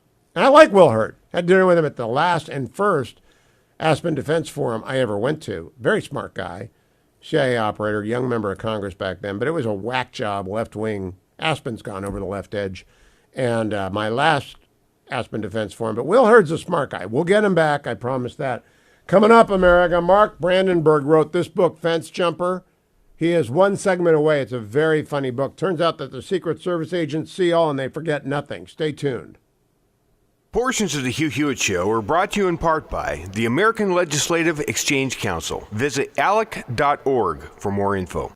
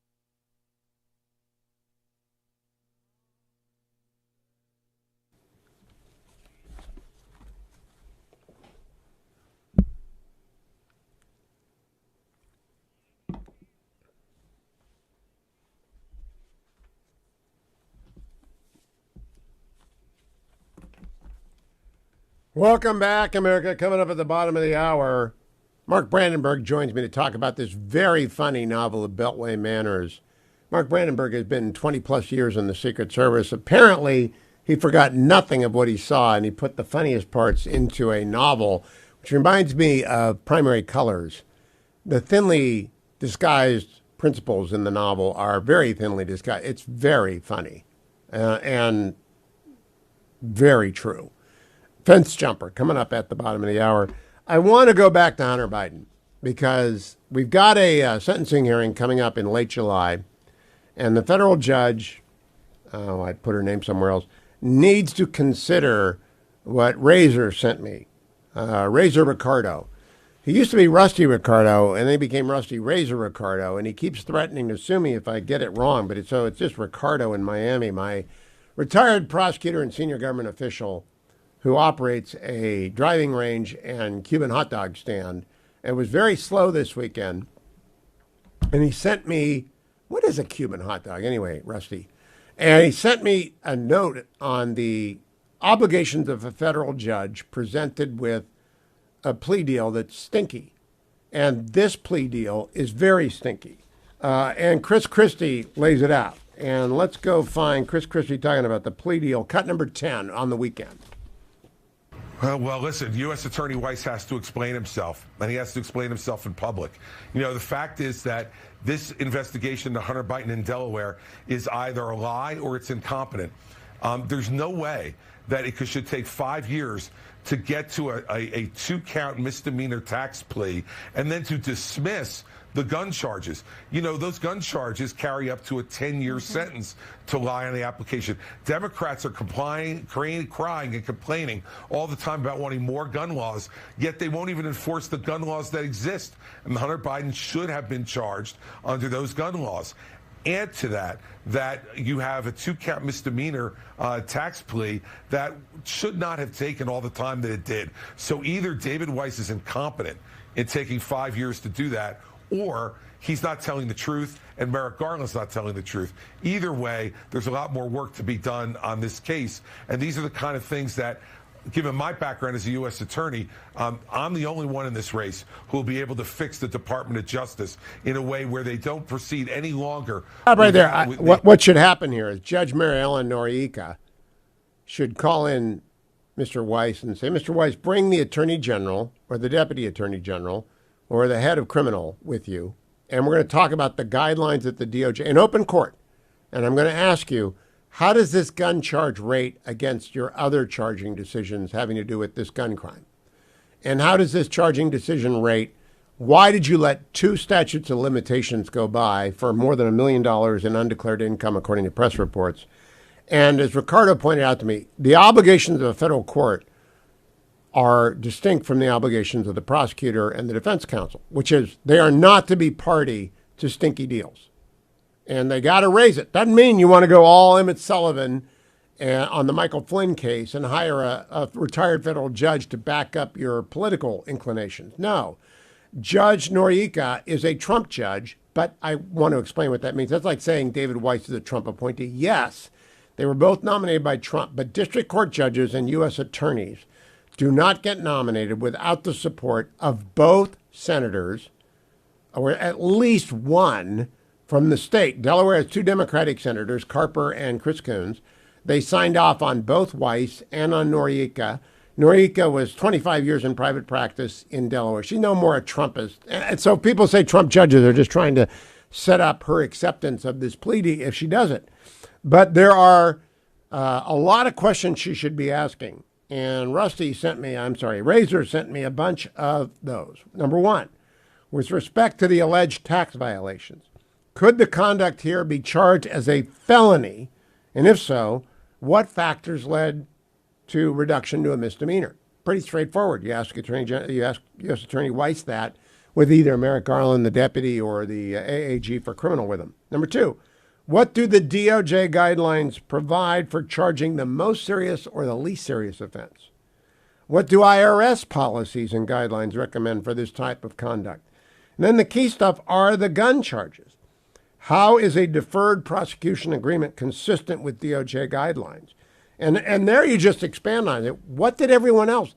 Because, there are a lot of Americans in jail for a long time because of this crime. Why is Hunter Biden get the lie on the drug application when he's a drug addict, and all these other people are in jail, and he's getting a deferred prosecution agreement? ReliefFactor.com studio, that's where I am up north, and I'm using my ReliefFactor.com today. Took it in hour number 1. I take it every day, and for most of the last 10 years, I've taken it every day. And this is my anniversary, and they've not been a sponsor for as long as I've been married, 41 years. And they haven't been a sponsor for all 23 years of the Hugh Hewitt Show. The anniversary of that broadcast back in July 10th of 2000 is today as well. But they have been a great sponsor for a decade. And ReliefFactor.com works. It's the only supplement I take. All right, the only supplement I take. I take a vitamin every day, but it's the only supplement I take. Why? Because ReliefFactor.com works to keep you moving, keep you going. Whatever it is you're doing. I'm not doing much because it just stopped nonstop raining in the north. But I will. WGAN listeners, you might want to call me and let me know what is the deal with this out of Portland, the Mighty 560. I'm coming right back. Mark Brandenburg, this will be fun. This book, Fence Jumper, very funny. Stay tuned.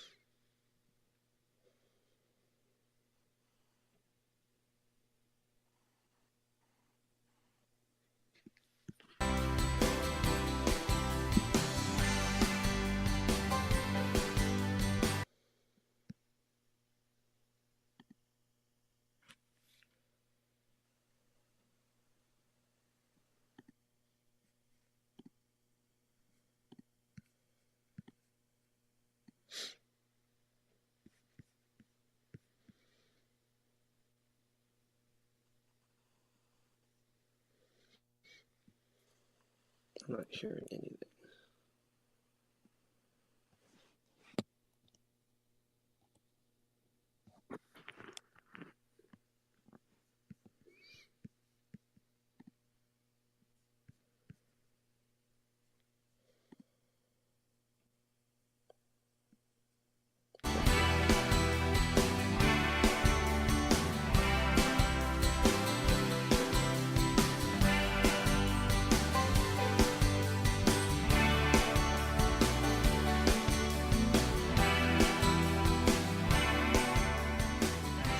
Hewitt Show on the Salem Radio Network returns from break in 45 seconds. Check, check, check.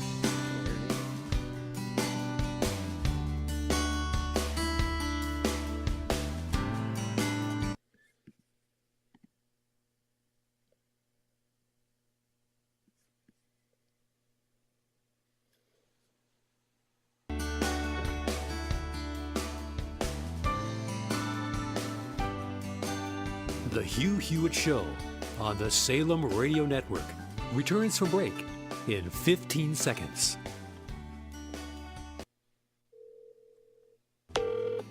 The Hugh Hewitt Show returns from break in 5 seconds.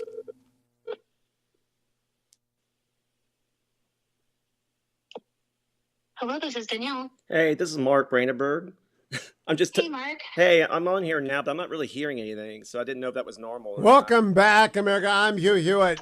My anniversary today, so we Yeah. always play the Fetching Mrs. Hewitt song. I don't hear him. But I am very happy I to see welcome him. Mark Brandenburg to the program because I loved his book, Fence Jumper.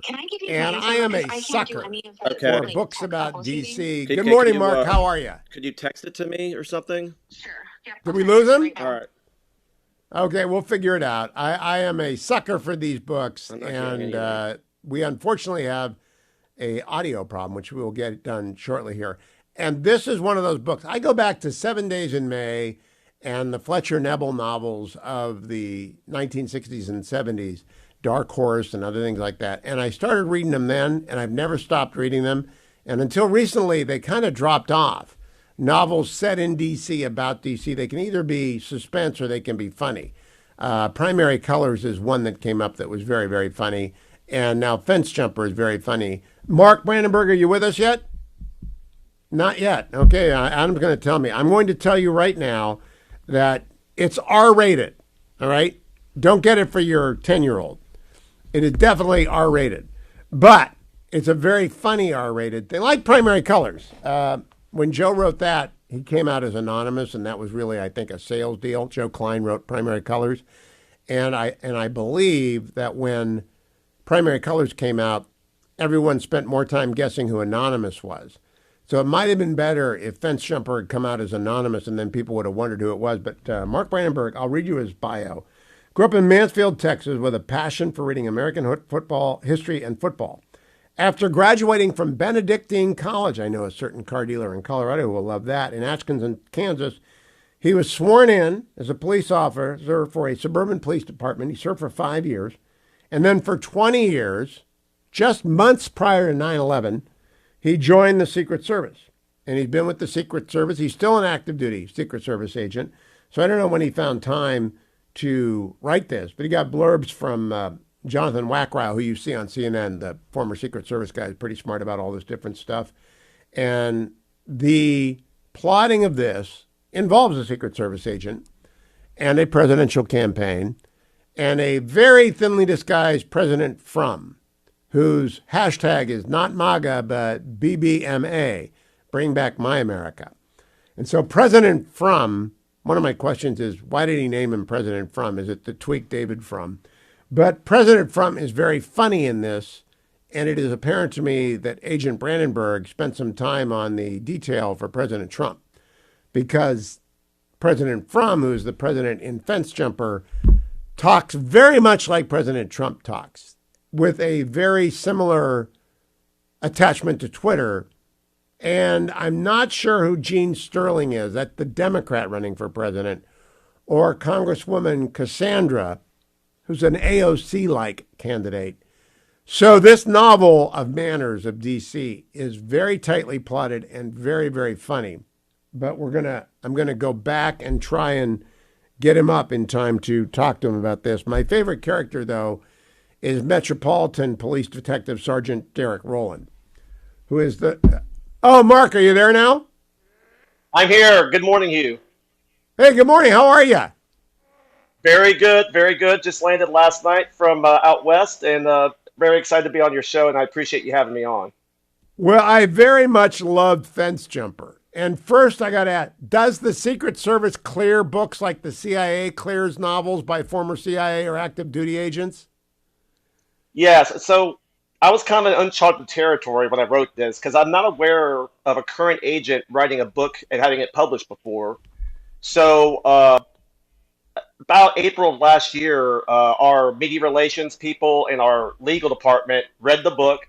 I was very careful when I wrote it not to have anything in there that would be problematic. So they honestly they didn't retract one word. The Secret Service has been pretty supportive, but I've been really open with them about it. But yeah, it's been a fun time and an interesting time. But yes, of course, they take a good look at it because I want to make sure I'm still employed here, so I had to make sure that they were happy with it. I'm not ready to quit to become I can't be a full-time author just yet.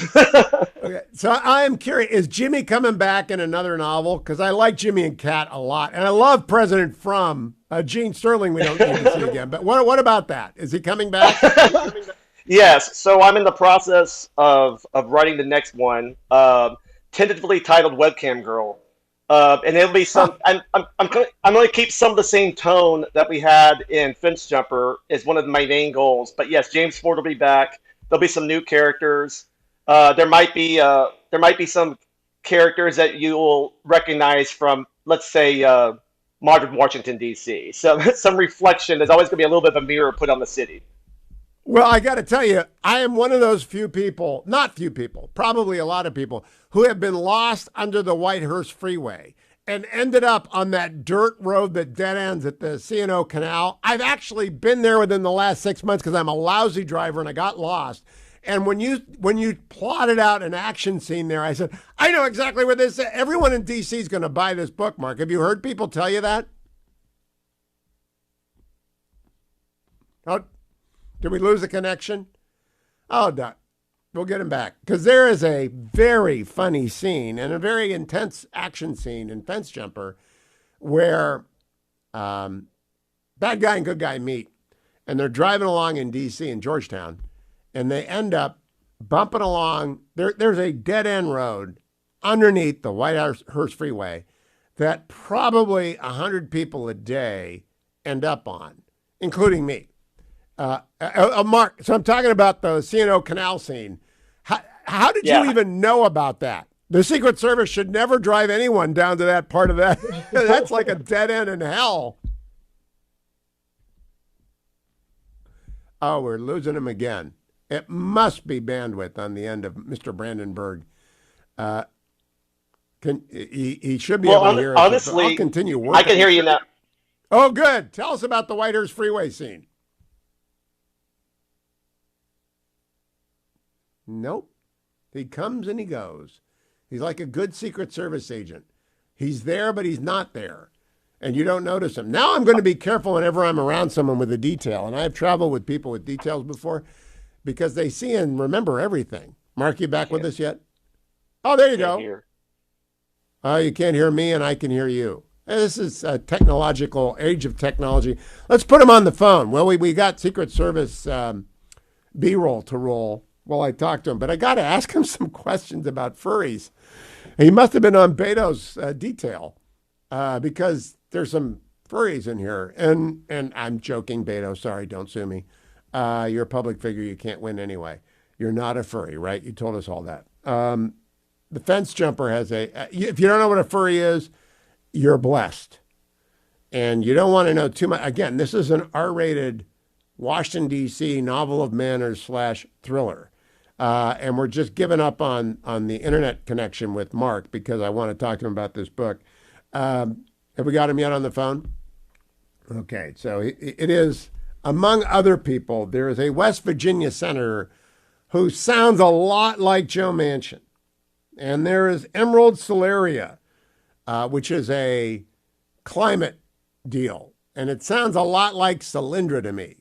And there, I don't quite know who Chet Bateman is, but the observation about protesters in D.C. being dopamine-inducing performative virtue signaling. Oh, we got him on the phone. Mark, so I'm going to go back to Whitehurst Freeway. We gave up on the tech stuff. How did you figure out to plot that? Because I laughed out loud because I've been on that dirt road stretch.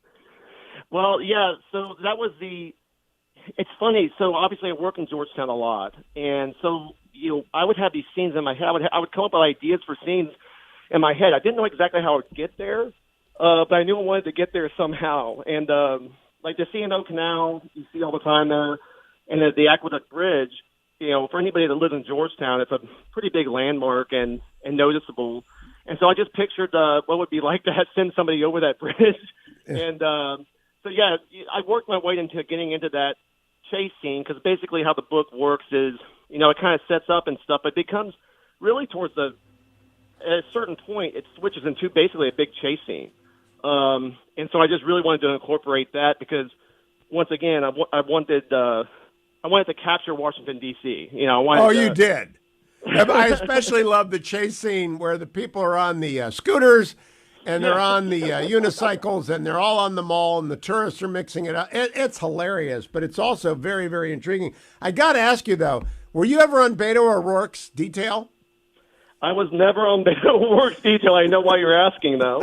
All right, now, not to slander Mr. O'Rourke, how in the world did you get furries past the Secret Service?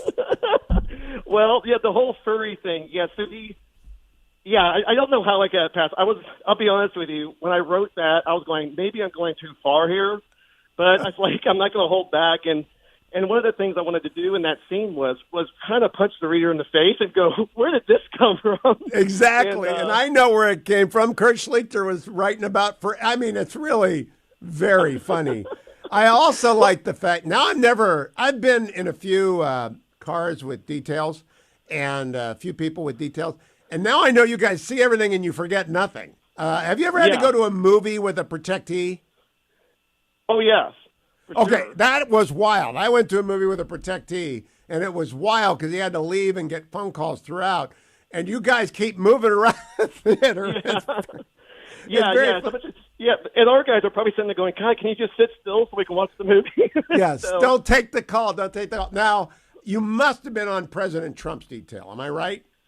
I was not. So I was on President Obama's detail from 2008 to 14 when he was president, and then I was a supervisory agent on Mike Pence's detail when he was vice president for just under 2 years. So, I was at the White House a lot, and a lot of also what I incorporate is not just my personal experience in 20 years as a Secret Service agent.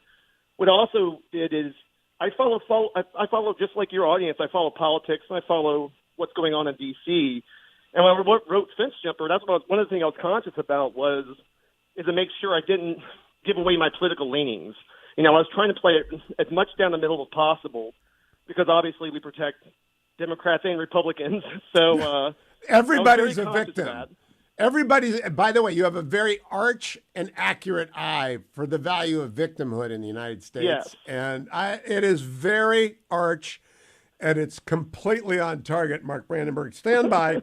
We're going to come right back because I got to talk to you about Derek Rowland, who's my favorite character in the book. You might think it's going to be Jimmy or Kat or Tanya or the furry, but it's not. It's Sergeant Rowland, who's driving a Crown Vic, of course. Don't go anywhere, America. Fence Jumper is a fabulous read. Go and get over to Amazon. I've tweeted out the link a couple of times. I'm going to come back with Mark Brandenburg. Maybe we'll even get a visual on him when we return to the Hugh Hewitt Show. The Hugh Hewitt Show is now available on TV. Go to salemnewschannel.com or download the app. You can also watch on Roku and Fire Stick. Salem News Channel, the antidote to the mainstream media.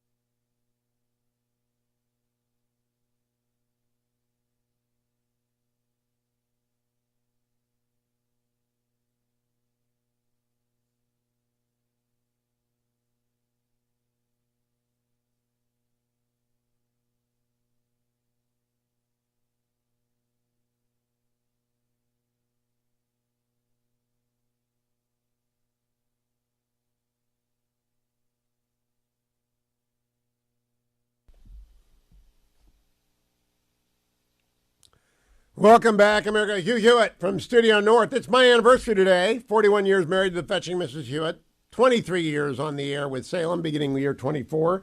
And I'm talking to author Mark Brandenburg about his brand new book, Fence Jumper. It's about a Secret Service agent who gets into some trouble, and then it develops into a D.C. novel of manners. But Mark, I told you when we were going out, you introduced Metropolitan Police Detective Derek Rowland on page 49. And on page 250 pages later, he's having a conversation with a young FBI agent outside the Willard Hotel in his Crown Vic, which is really kind of a serious moment about being a local policeman. Did you put that in there purposefully? I did. So before I was a Secret Service agent, I was a police officer in a suburb of Kansas City, Olathe Police Department for 5 years. And obviously worked with police officers all over the country. So Derek Rowland, I'm glad you like the character so much because he's one of the most enjoyable characters to write in the entire work. And it just kind of came easy because I had met so many police officers. I know the personalities. He's an aging, Metro cop who's seen it all. And he was just a fun character to write. And also having him play off the younger FBI agent who at first he's not real thrilled with, but as it progresses, the relationship gets better. And he's also coincidentally, Derek Rowland is one of my best friends who's still a police officer, Johnny Rowland. It's kind of an ode to him. That's why I named him and Rowland at the end. I got to say, when you say there comes a time when you're just tired of being lied to, and then you talk about the emotional toll. I was just at my 45th college reunion, and one of my buddies has a son who's a cop on a major metropolitan police department, and she's convinced that every street cop has got to have a mandatory meeting with a counselor every 3 to 6 months because of the accumulated amount of mental stress. And you communicate that in 3 pages. It was like talking to Hillary when I talked to her about her son, because my gosh, the stress just is cumulative.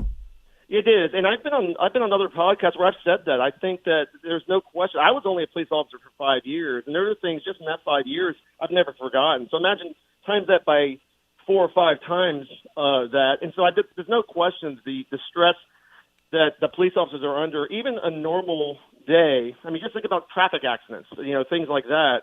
Something that's pretty common. They go through a lot, and I appreciate the fact that you enjoyed how I conveyed that, because really that's what I was trying to do with Derek Rowland, was to show a different side of the story so the reader could see a different side of the investigation of what's going on, but also to kind of pay homage, if you will, to the police officers in our country. But you also, that's the guy I like. I hate Chet Bateman. It's a very well-drawn character, but Chet Bateman, I know too many Chet Batemans. Yeah, I know too many virtue-signaling climate activists who actually have no idea what they're talking about and are being used as a front for people. So where did he come from? Well, once again, when I wrote it, I wanted to be both sides. So you have a West Virginia Republican, you have a California Democrat. Well, Chet Bateman was kind of the other side of the coin. Also, he's kind of used as a way to kind of tie some things together. But once again, trying to kind of show and characterize and satirize, frankly, Washington, D.C., I was like, I had to have somebody else in here that can help kind of flesh it out a little bit. And, of course, the climate change stuff in there, because I'm making fun of everything from the media to you know what is achingly funny, Mark, is the receptionist for Joe, the senator, who is going to work at CNN as a producer. And, it's very funny because it's just on the nose, right? Yeah, exactly. Well, I love one of the fun things, too, is also I was describing Capitol Hill staffers, and that's just fun. So basically all these people that I've been this kind of ecosystem I've been kind of marinating in for 20 years. Just this cathartic thing where I could just kind of goof on everything. Well, you do. And the funny thing is, I'm part of that world, right? I'm glad you didn't have an aging radio host on, as a character in here. I wouldn't have talked to you, but maybe in the next one. I'm telling you, if anyone has spent any time in D.C., Fence Jumper is funny. When we come back from break, we're going to talk about the scene involving or actually some specifics about fence jumping. When I last worked in the White House in 1986, we did not have this problem, Mark. Yeah. This is a problem of this millennium. Last question for the radio show, and then we'll come back and do the podcast part, is do you believe people are crazier now than they were when you started? Are we doing this after the break? You get the first minute there because I think people are crazier. I think your job's much harder. I think so too, but I think social media. I think the whole society is still trying to figure out. There's just so much information out there, and we all know the partisan divide has been as bad as it's ever been, and more malicious than it's ever been. But there's also more opportunity for grift and all kinds of. Whether it's maybe not illegal, it kind of corrupt behavior on top of it. Yeah, I think there's no question that it's been exacerbated over the last several, decade or two. And I think also the politicians kind of play on that because they realize. Oh, gosh, yes. Okay, we're coming back. Don't go anywhere, America, except over to my podcast, Highly Concentrated Hugh. Go get Fence Jumper. We got to teach Mark to say the title of the book, Fence Jumper, 7 times in every interview, or no one remembers Fence Jumper. So go and order Fence Jumper if you want a hilarious romp through D.C., but be prepared, there's a furry. Fence Jumper by Mark Brandenburg. I'll be right back, America. Stay tuned.